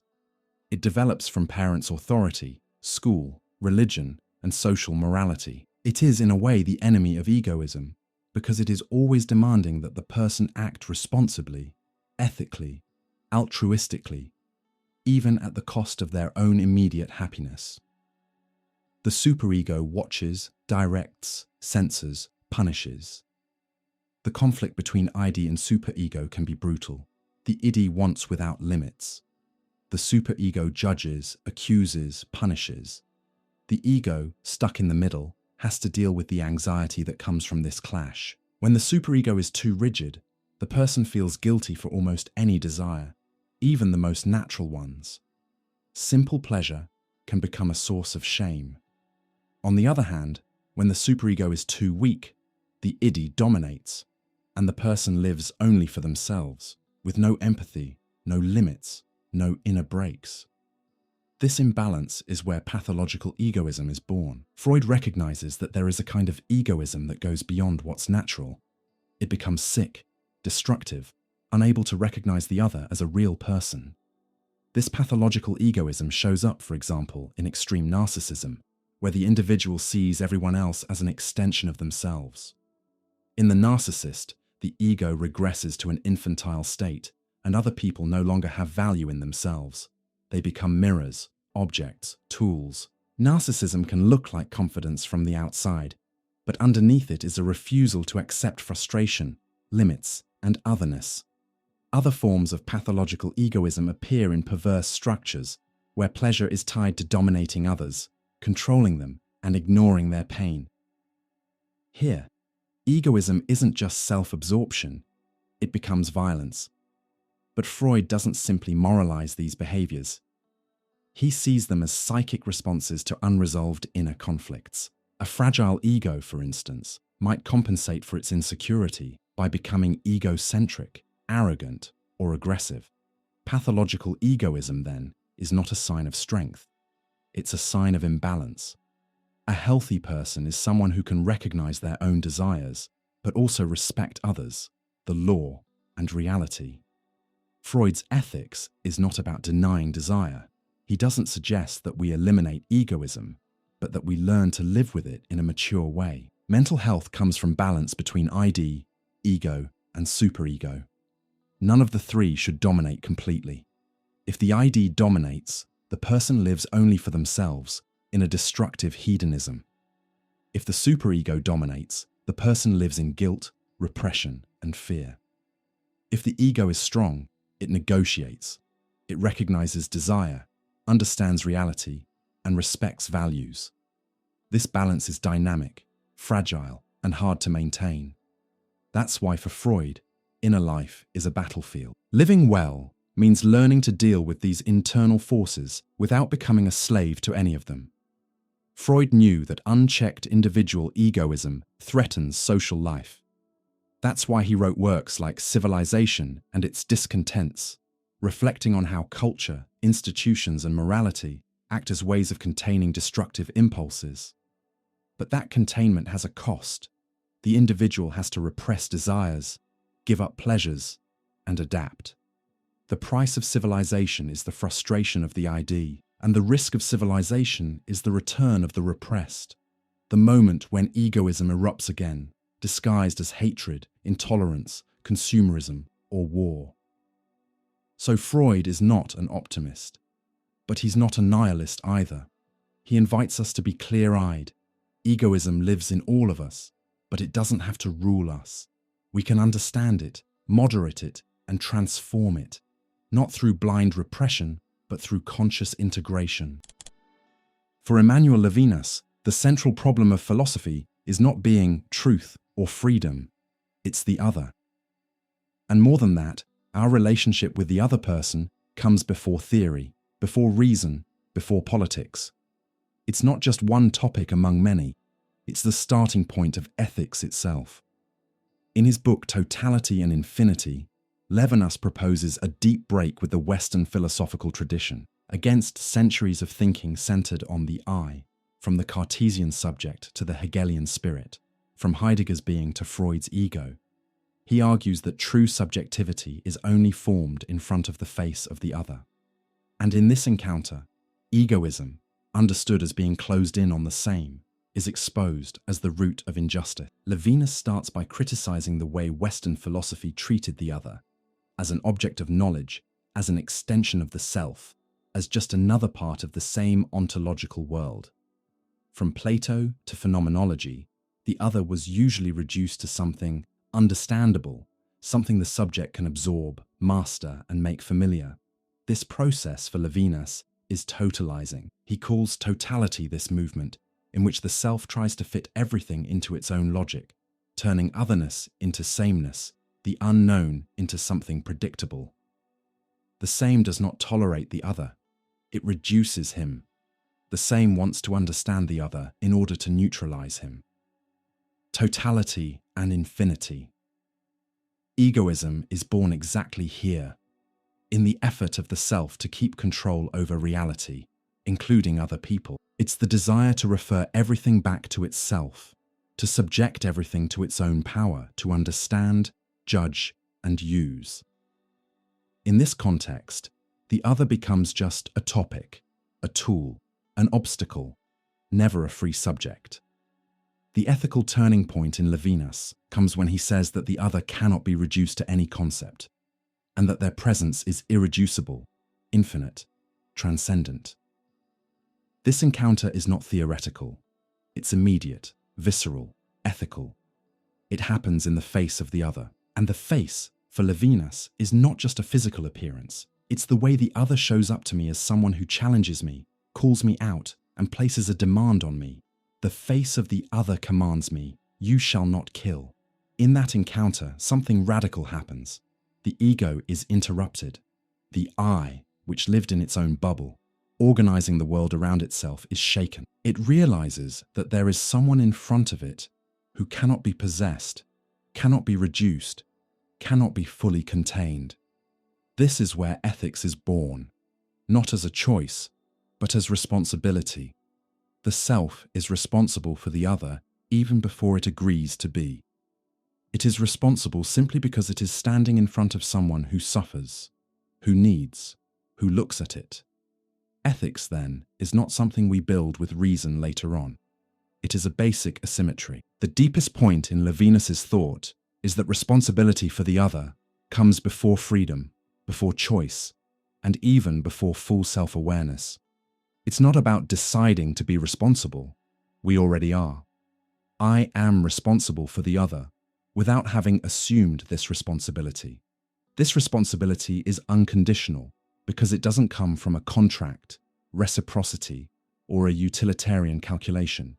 It is excessive, disproportionate, infinitely demanding, not because the other asked for it, but because they exist, and that's enough. Egoism, on the other hand, is the denial of this responsibility. It's the gesture where the self pulls back, protects itself, closes off. It's when it looks at the other and says, "That's not my problem." It's when someone else's pain is ignored in the name of comfort, convenience, or indifference. For Levinas, this isn't just a moral failure. It's an ontological failure. Egoism destroys the subject itself, because we only become truly human when we allow ourselves to be affected by the other. The relationship with the other is, for Levinas, our only experience of the infinite. Unlike totality, which closes, reduces, and contains, the infinite is what can't be contained, what always exceeds us, what forces us to go beyond ourselves. The other is infinite because they are never exhausted by what I see, think, or define. Even when I think I know someone, they remain a mystery, a kind of irreducible otherness. This infinity of the other undermines the narcissism of the ego. Egoism is always limited, short-sighted, circular.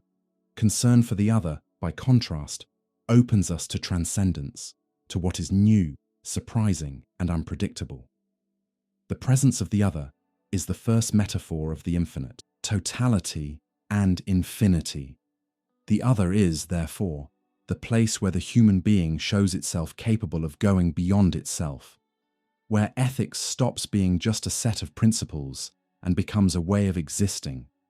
Levinas also distances himself from ethical models based on symmetry, like social contract theories or Kant's categorical imperative. For Kant, morality requires that actions be universalizable, valid for all rational agents. For Levinas, that's not enough. The relationship with the other is not a contract between equals. It's not about demanding that the other do the same for me. The other might never give back what I give, and that doesn't cancel my responsibility. True ethics, for Levinas, doesn't start with justice. It starts with love. A love that expects nothing. A love that doesn't need to be returned to be real. This ethic is anti-utilitarian, anti-dialectical, anti-egoistic. It doesn't ask, what do I get out of this? It asks, what does the other need from me? Even though Levinas is deeply focused on radical otherness, he doesn't ignore the real world or social questions. He knows politics is necessary to balance the many responsibilities we have toward different people. After all, we can't care for everyone in the same way, and that's where justice comes in. Still, he insists that politics must always grow out of ethics. If it cuts itself off from responsibility for the other, it becomes pure calculation, power, domination, exactly what he criticizes as totality. Justice must pass through the face of the other. Just politics is politics that doesn't forget real faces, that doesn't turn suffering into statistics, that doesn't abandon the most vulnerable in the name of stability. Politics that forgets the other is just egoism in another form. For Levinas, stepping out of egoism doesn't happen through asceticism, by erasing the self, or by repressing desire. The self is not the enemy, the closed self is.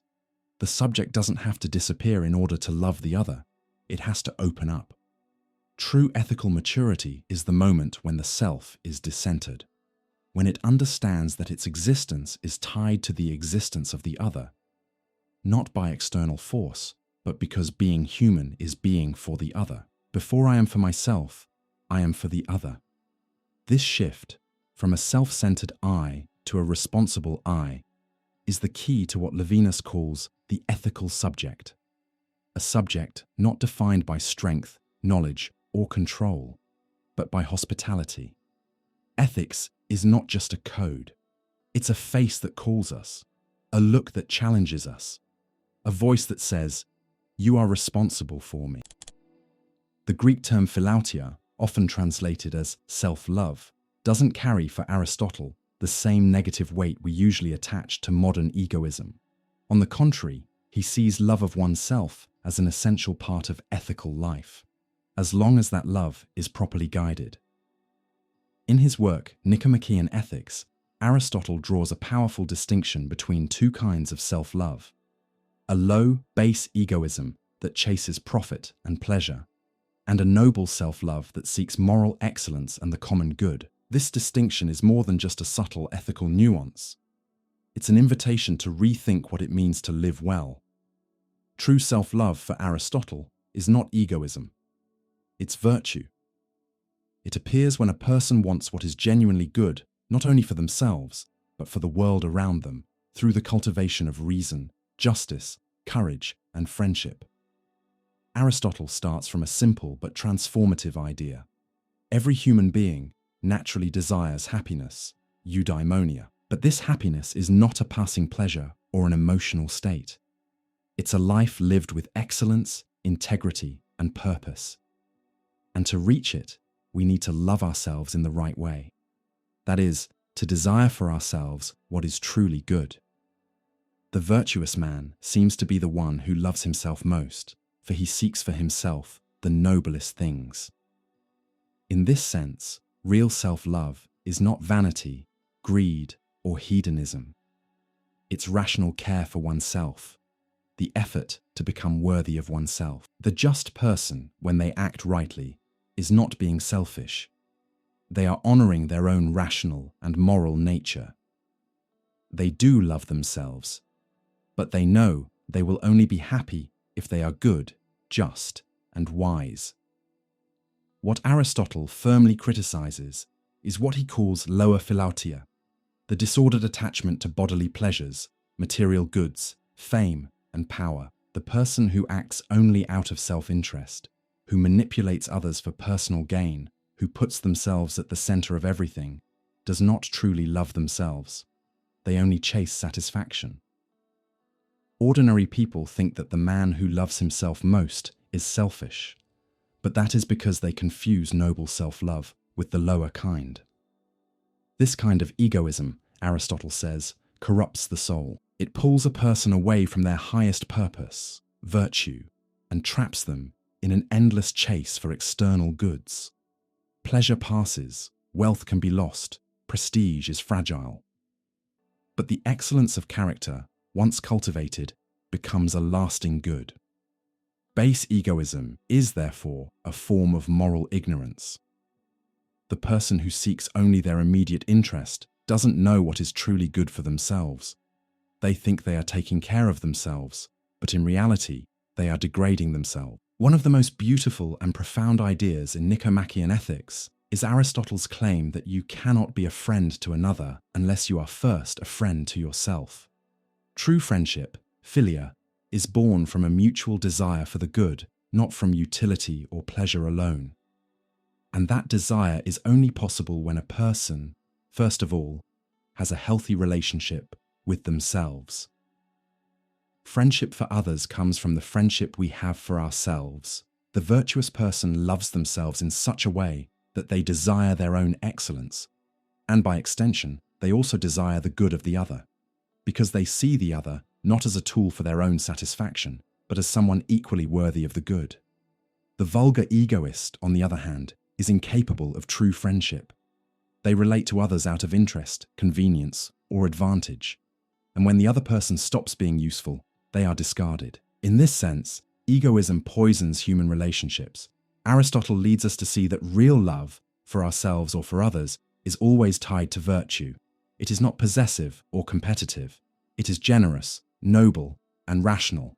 And because of that, it doesn't exclude the common good. It includes it. For Aristotle, the human being is a rational and political animal.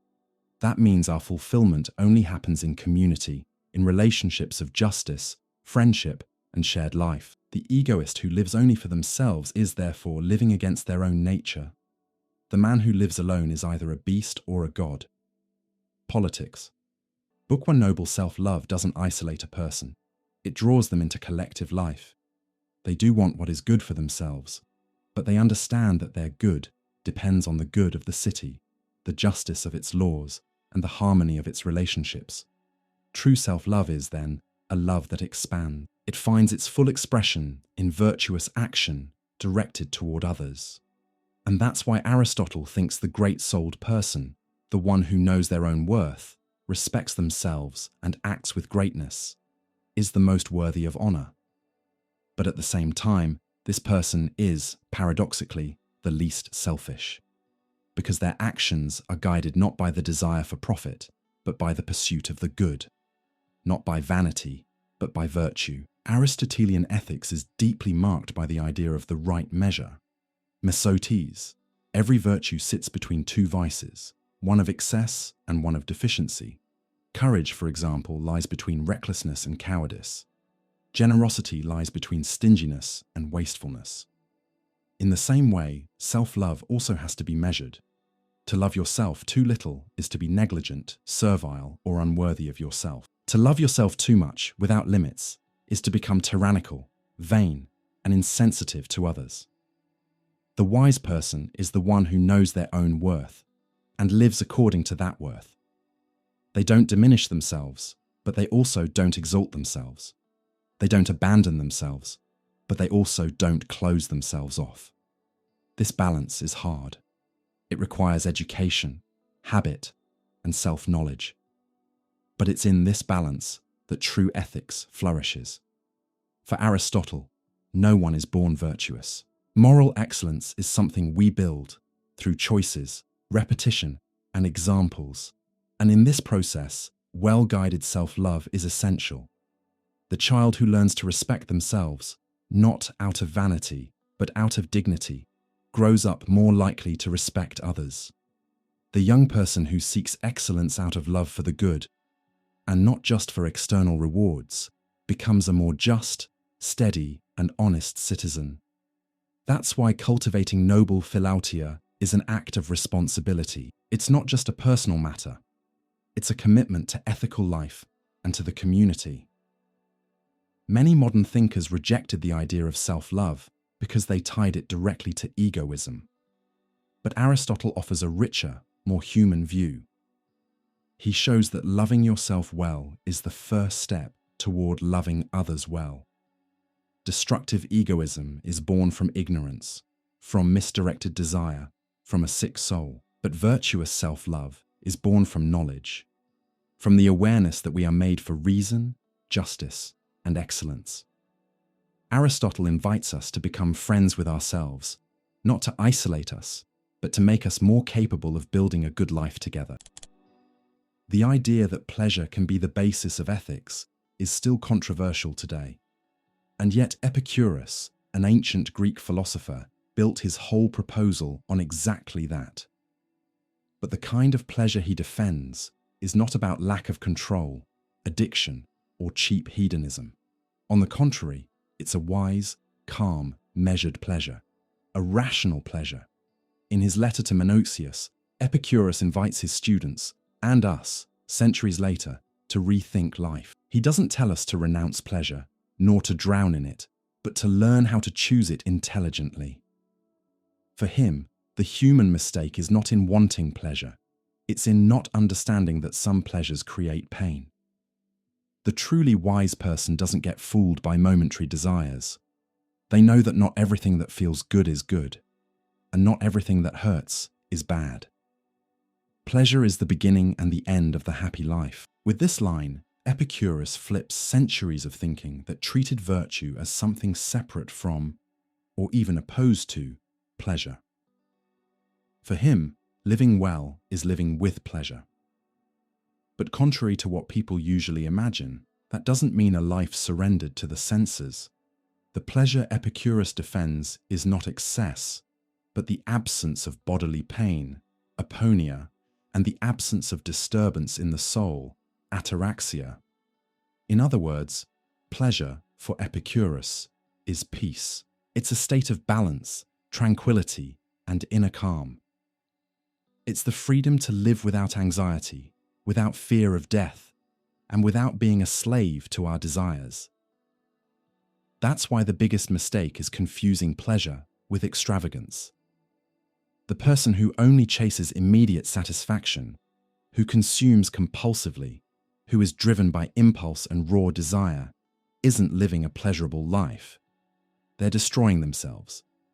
Real pleasure is not instinctive. It's reflective. Epicurus insists that reason has to guide a life of pleasure. Reason is what evaluates desires, calculates risks, and recognizes limits. Without reason, pleasure becomes tyrannical. It controls the person instead of freeing them. We must weigh every pleasure and every pain, considering whether it brings us more pleasure or more pain in the long run. This is one of the most powerful ideas in the letter to Menocius. Not every pleasure should be pursued, and not every pain should be avoided. Sometimes refusing a short-term pleasure brings a greater good. Sometimes enduring a certain pain frees us from something worse. Wise pleasure is the one that takes your whole life into account. Because of this, Epicureanism is not impulsive, but strategic. The wise person for Epicurus is like a gardener of the soul. They choose what to plant, what to pull out, what to let grow. They're not a slave to their appetites. They govern them. A direct result of this way of thinking is an implicit, but powerful, critique of unchecked egoism. Epicurus doesn't use that word very often, but his ideas make it clear that living only for yourself, chasing every desire at any cost, is a guaranteed path to pain. The out-of-control egoist thinks happiness comes from satisfying every impulse, power, luxury, physical pleasure, status. But this kind of life, according to Epicurus, is unstable, anxious, and full of fear. Desire is never satisfied. What feels good today feels empty tomorrow. And so, the egoist ends up trapped in a wheel of constant dissatisfaction. It is not constant drinking and wild parties, not the enjoyment of boys and women, or of fish and other delicacies that make life pleasant, but sober reasoning, which searches out the causes of every choice and rejection. Blind egoism is a form of ignorance. It traps the person in an endless cycle of chasing, And for Epicurus, that is basically the definition of unhappiness. Epicureanism, very different from its popular caricature, values a simple life. Eating well doesn't mean eating fancy. Sleeping well doesn't mean sleeping in luxury. Living well doesn't mean having everything. It means needing little. Lasting pleasure for Epicurus is found in moderation, friendship, and inner freedom. A glass of water when you're thirsty, an honest conversation, the absence of fear. These are the real pleasures. The egoist never finds that, because they always want more, always want better, always want it all for themselves. They live comparing, competing, accumulating. Their happiness depends on what others have or don't have. It's a fragile, unstable happiness, always under threat. Epicurus offers the opposite, a life rooted in yourself, your own values, your own limits. It's not about stoic renunciation, but practical wisdom. The person who understands what they really need to live well becomes free. One of the most beautiful points in Epicurus's philosophy is his love for friendship. He doesn't see it as a tool for personal gain, but as one of the greatest pleasures in life, a genuine pleasure that comes from living together, trusting, and sharing. Of all the things that wisdom provides for the happiness of the whole of life, by far the greatest is friendship. The egoist, by definition, is incapable of real friendship. They get close to people for advantage, vanity, or manipulation. But friendship demands giving, listening, being present. And these qualities only grow where there is generosity. Epicurus sees that the deepest pleasure is not in isolation, but in connection, in sharing life with people who are also searching for calm and clarity. Friendship is, in this sense, an antidote to egoism. It forces us to step outside ourselves, to consider the other, to share, not because of moral duty, but because it actually increases our joy. One of the biggest enemies of pleasure, according to Epicurus, is fear. Fear of pain, of loss, of poverty. But above all, fear of death. This fear, often fueled by religion and ignorance, drives people to seek shelter in power, wealth, and control. The egoist tries to run from death by accumulating things, building a name, and isolating themselves. But the more they try to protect themselves, the more tormented they become. Death turns into a constant shadow, a silent terror. Epicurus answers this with his famous line, "Death is nothing to us, because when we exist, death is not present, and when death is present, we no longer exist." Understanding this, he says, frees us from one of the soul's greatest poisons. Rational pleasure is also pleasure free from the fear of death. And once someone lets go of that fear, they can also let go of the desperate egoism that tries to make itself eternal through external things. In the end, Epicurus proposes an ethics of contentment. Happiness doesn't require much. It only requires that we learn to tell the difference between what is truly worthwhile and what enslaves us. Egoism, by ignoring that difference, becomes a prison. Rational pleasure, on the other hand, is a practice of freedom, not because anything goes, but because the person learns to govern themselves. They know themselves, set limits, and feel complete with little. And for that reason, they can be fulfilled even with a simple life. The wise man, even if deprived of sight, hearing, or any other sense, will still know how to make life as pleasant as possible. That's more than just advice. It's a way of being, a way of living in the world with lightness, clarity, and presence. What would happen if everyone acted only for their own benefit, thinking exclusively about what they could gain, with no appeal to duty, virtue, or empathy? That question, which echoes Hobbes's pessimism, is at the center of the work of Canadian philosopher David Gauthier, whose contractarian theory takes egoism as its starting point, but then turns it, with rigorous logic, into a rational foundation for morality. In Morals by Agreement, Gauthier argues that even people motivated only by their own self-interest can rationally arrive at moral rules that are fair and mutually beneficial. Morality, then, doesn't need an altruistic or religious base. It can emerge from strategic reason, from advantageous cooperation between rational individuals. This is a provocative idea, especially in a world where egoism is often seen as the opposite of ethics. Gauthier flips that assumption. It's precisely because we are egoists that we need morality. And if we are rational enough, we'll understand that morality is in our own best interest, even when it costs us something. Gauthier clearly inherits a lot from Thomas Hobbes' contractarianism, which sees human beings as essentially driven by self-interest. In the famous description of the state of nature, Hobbes says that without laws and without a strong central power, everyone lives in a constant war of all against all. In that state, there is no justice, no property, no security. There is only fear and distrust. The way out for Hobbes is the social contract.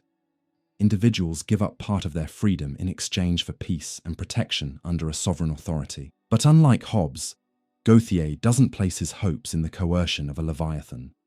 He wants to show that reason itself can motivate self-interested agents to cooperate without needing fear or external punishment. Morality can be defended as a system of constraints that rational agents voluntarily accept on the basis of their own self-interest. That's the key point. Moral rules are not imposed from outside, they are agreed upon. They don't come from an abstract ideal, but from the recognition that living together in a fair way is better than competing without limits. Gauthier develops his view using game theory, especially dilemmas like the famous prisoner's dilemma. In that game, two prisoners must decide separately whether to betray the other or stay silent. The individually rational choice is to betray, but if both do that, both end up worse off. If they cooperated by staying silent, both would be better off. This kind of situation mirrors social life. Acting for your immediate self-interest can lead to worse outcomes for everyone. Gauthier argues that once self-interested agents see this, they have good reasons to commit themselves to rules of cooperation. He calls this rational compliance, the idea that sticking to fair rules, even when you're tempted to break them, is the best long-term strategy. In this sense, morality is not a burden, but a way to secure lasting benefits. To explain how fair moral principles can arise among rational egoists, Gauthier introduces the idea of a hypothetical moral bargain. Imagine all individuals gathered in an initial position where they have to decide the rules of living together, without knowing exactly what specific advantages they will have later in the real world. This looks a lot like John Rawls' original position, but with one crucial difference. For Gauthier, the people in this bargaining situation are not altruists, and they don't ignore their interests. They are fully aware of their desires, strategies, and self-interested rationality. And even so, or rather because of that, they end up choosing rules that are balanced and mutually beneficial. Nobody wants to be cheated. Nobody accepts a deal that puts them at a clear disadvantage. But they also know that without any deal, everyone loses. The result of this hypothetical bargaining is a set of principles that benefit everyone as much as possible. Principles that balance interests and prevent exploitation. Morality, then, is not an imposition. It's rational negotiation. Justice is the outcome of a reasonable bargain between parties who recognize their common interest in cooperation. This perspective deeply reshapes the idea of egoism. Gauthier doesn't reject it, he disciplines it. He shows that you don't need to become altruistic to be moral.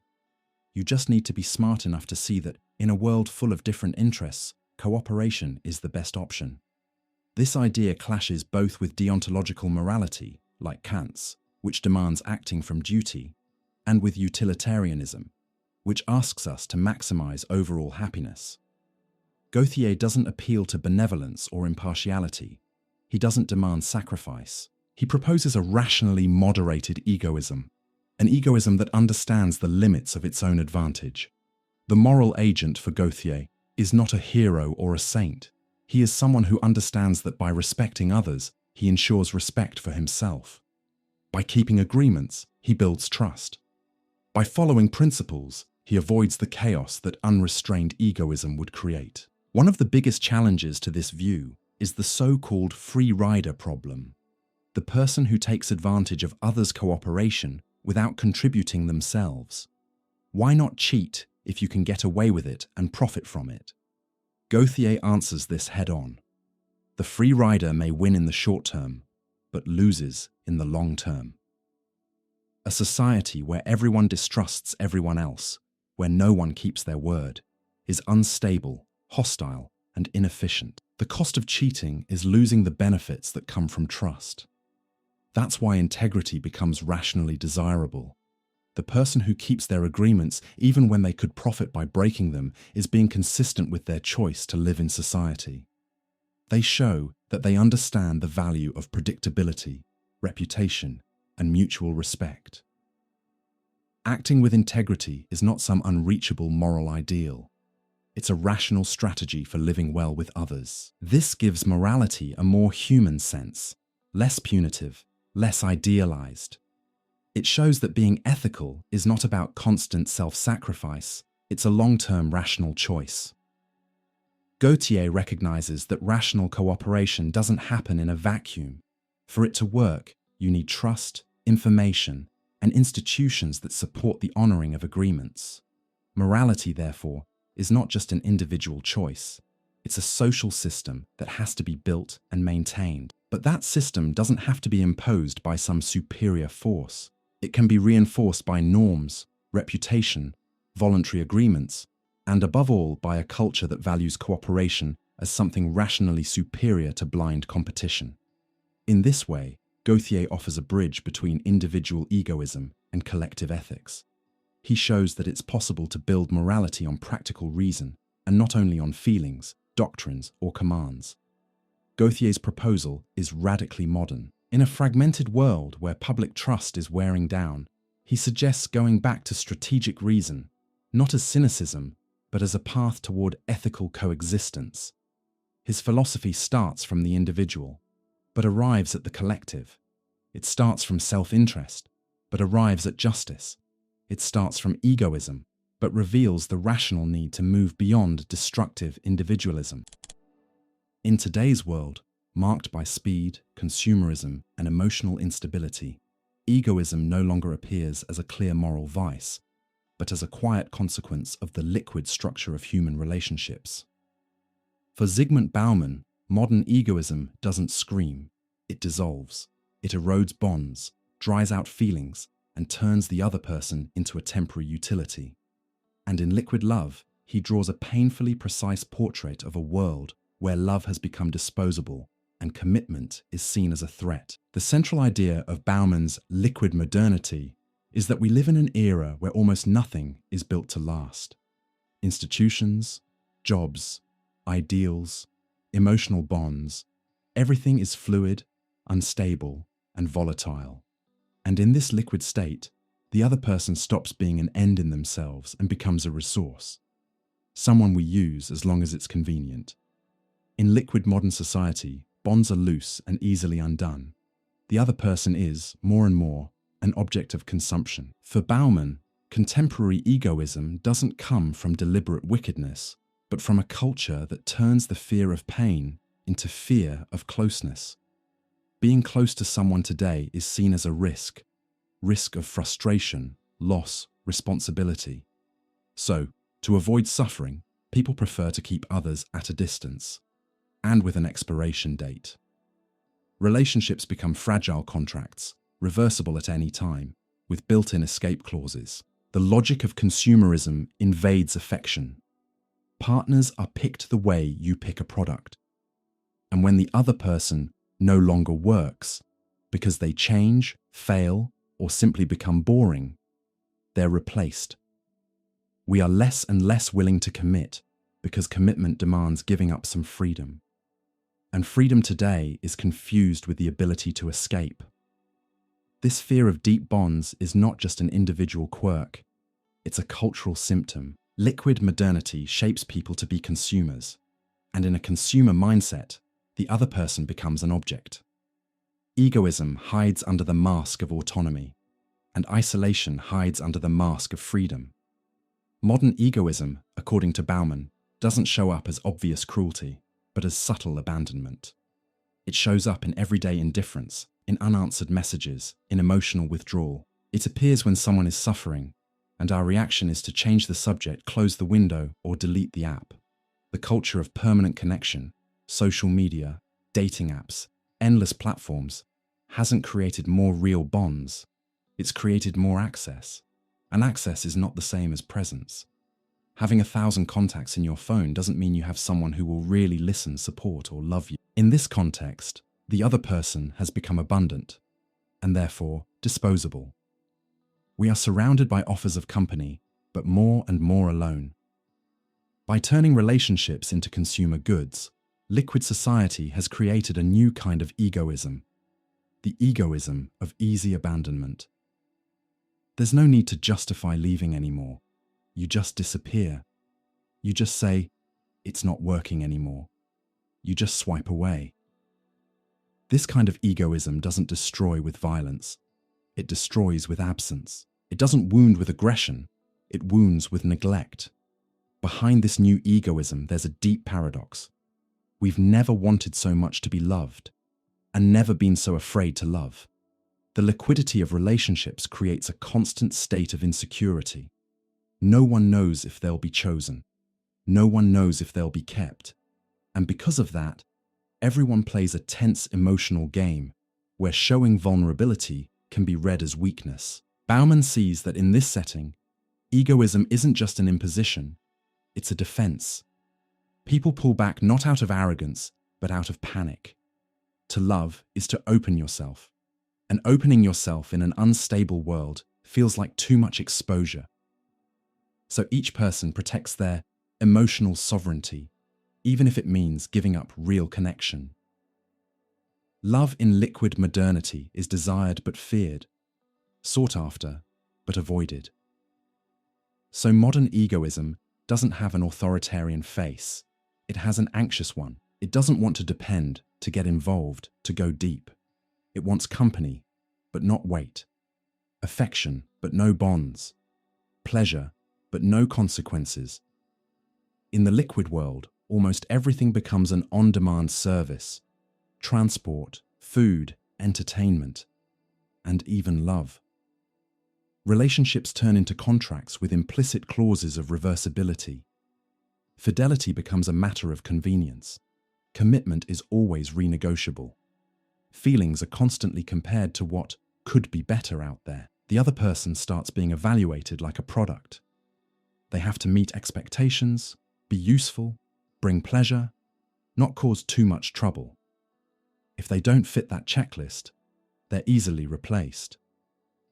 This utilitarian mindset is the perfect soil for contemporary egoism, a type of egoism that doesn't need to justify its escape, because that's just how it is now. Bauman points out that in this kind of society, love stops being a building process and turns into a performance. And wherever there's performance, there's fear of failure. Where there's fear, there's withdrawal. And where there's withdrawal, egoism flourishes, not because people love themselves too much, but because they lack the courage to truly love someone else. When he compares love in liquid modernity with love in earlier times, Bauman says, we now live in an era where nothing is made to last. Love doesn't escape this logic. There is no patience anymore to support the other person in their pain. There's no inner structure to endure difficulties. There's only the desire for pleasure and lightness. But that lightness often turns into emptiness. And that emptiness is filled by a quiet egoism that says, better alone than frustrated, or even worse, better superficial than committed. And so bonds become extremely fragile. They snap at the slightest tension. Liquid relationships are fragile because people are afraid of losing their independence, even when that independence means loneliness. Autonomy has become such a powerful slogan that any emotional dependence is seen as weakness. But Bauman warns, without mutual dependence there is no community. Without surrender there is no love. Without risk there is no bond. And egoism, dressed up as freedom, ends up denying our own humanity. Another trait of egoism in liquid society, according to Bauman, is that the other person is only tolerated as long as they work as a mirror, as long as they confirm our ideas, admire us, validate us. But when the other disagrees, demands something, or challenges us, they become uncomfortable. And in that moment, the instinct is not dialogue, it's distance. Egoism here isn't loud, but relational. It quietly says, if this person no longer serves me, there's no reason to keep trying. This logic undermines living together, friendship, and collective life. It turns the world into a marketplace of utilitarian relationships, where someone's value depends on how much they please me or reinforce me. And when they stop being useful, they're tossed aside, without guilt. Bauman is not a thinker of pure despair. His diagnosis is harsh, but not fatalistic. He insists that even in a liquid world, the desire for real bonds still survives. There are still people who want to love, to commit, to build something that lasts. But for that to happen, courage is needed. The courage to open up, even while afraid. The courage to go against consumer logic. The courage to see the other person not as a resource, but as a presence. Modern egoism, as widespread as it is not natural. It's learned, and love, even in liquid times, can still be lived deeply if we're willing to stay with the other person, even when they no longer serve us. In The Second Sex, Simone de Beauvoir doesn't just offer a sociological or historical analysis of women's oppression. She exposes how egoism is built into society itself, turning the other into an object, a tool, or a refuge for the dominant subject. What she calls the condition of women is the result of centuries of construction, a symbolic, legal, and cultural system whose core is to place man in the role of absolute subject and woman as the other, secondary, available, and devalued. For Beauvoir, the starting point of this oppression is a conceptual move, defining women always in relation to men, never on their own terms. The male subject embodies what is normal, universal, and neutral. Women become the other, the particular, the deviation, something that only exists as a contrast to men. This construction of the other is not innocent. It serves to justify privilege. When women are reduced to an other category, treated as dependent or as a complement, they stop being recognized as autonomous subjects, capable of shaping their own lives, claiming their freedom, or exercising power. The egoism of the oppressor, whether individual or collective, turns into the norm. Domination stops being seen as oppression and is recast as natural order, cultural necessity, or destiny. Beauvoir shows that this idea of destiny is propped up by myths, religion, tradition, and institutions that reinforce gender roles: housewife, mother, wife, sexual object, or reproductive body. Once these roles are treated as natural, exploitation and inequality start to look normal. When oppression is structured not just in individual intentions, but also in laws, customs, education, and culture, egoism stops being just a personal failing. It becomes collective and institutional. Social egoism justifies its domination with talk of order, tradition, morality, and protection. Dependence, submission, and being taken care of are presented as feminine virtues, flipping the logic. What is actually injustice gets presented as duty. Beauvoir exposes this by showing that women's inferiority isn't grounded in some inescapable, natural difference, but in a historical and social construction, in practices that shape women's bodies, minds, and subjectivity from childhood. One is not born, but rather becomes a woman, she writes. Woman is a cultural creation, not a natural essence. This institutionalized egoism doesn't require the oppressor to consciously love himself too much in some hedonistic or petty way. It only requires that he not see women as subjects, but as means.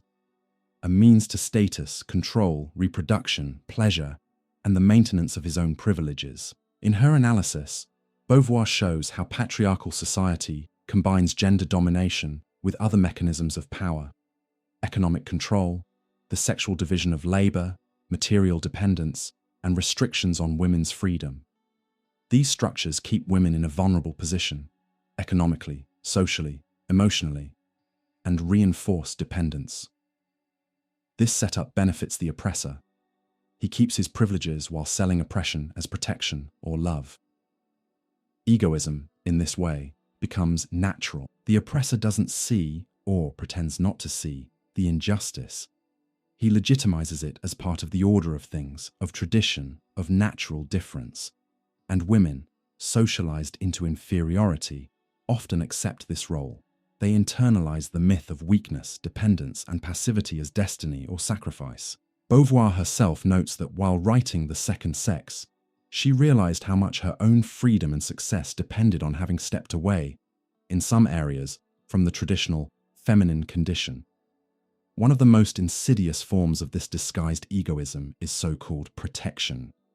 Many times, patriarchal society justifies itself with a discourse of care, safety, and stability. The man protects the woman, decides what is good for her, sets her limits, and in doing so, denies her freedom, autonomy, and agency. Beauvoir shows that this kind of care is a form of domination, a way of keeping women in a place of dependence and submission. The supposed love, if there is any love at all, is instrumental. It serves to maintain privilege and the existing power structure. When collective egoism dresses itself up as paternalism, oppression hides under charming identities, moral panic, concern for values, appeals to family, morality, and tradition. In this way, injustice is turned into virtue, and domination is turned into normality. Beauvoir also examines how this oppression shapes women's inner lives. Language, imagination, internalized values, expectations about their bodies, behavior, and social roles. Women are raised to be objects, to please, to serve, to wait for approval, to give themselves up. This psychological and symbolic construction makes it hard for women to see themselves as full subjects, free, autonomous, capable of transcending the roles assigned to them. The system's egoism reaches body, mind, and soul. It needs to control what women want, feel, and believe. The result is existential alienation. Women live guided by values they didn't choose, by identities imposed from the outside, by demands they didn't create. They conform because it's easier and give up parts of themselves as a survival strategy. But for this system to work, it's not enough for women to be oppressed. Men also have to internalize their role as universal subject, owner of the world, defender of order. Gender oppression depends on men's institutionalized egoism, but also on collective complicity, laws, customs, culture, economy. Beauvoir analyzes how this male role is reproduced through education, the economy, culture, and language. Men learn from early on to place themselves as the norm, as the measure of all things, to be the agent, the creator, the conqueror, and to see the other as a complement, a means. This egoism doesn't require clear self-awareness. It shows up in daily routines, the sexual division of labor, symbolic violence, making women's suffering invisible, denying their autonomy. It becomes natural. It continues. It shapes generations. Freedom as a refusal of oppressive egoism.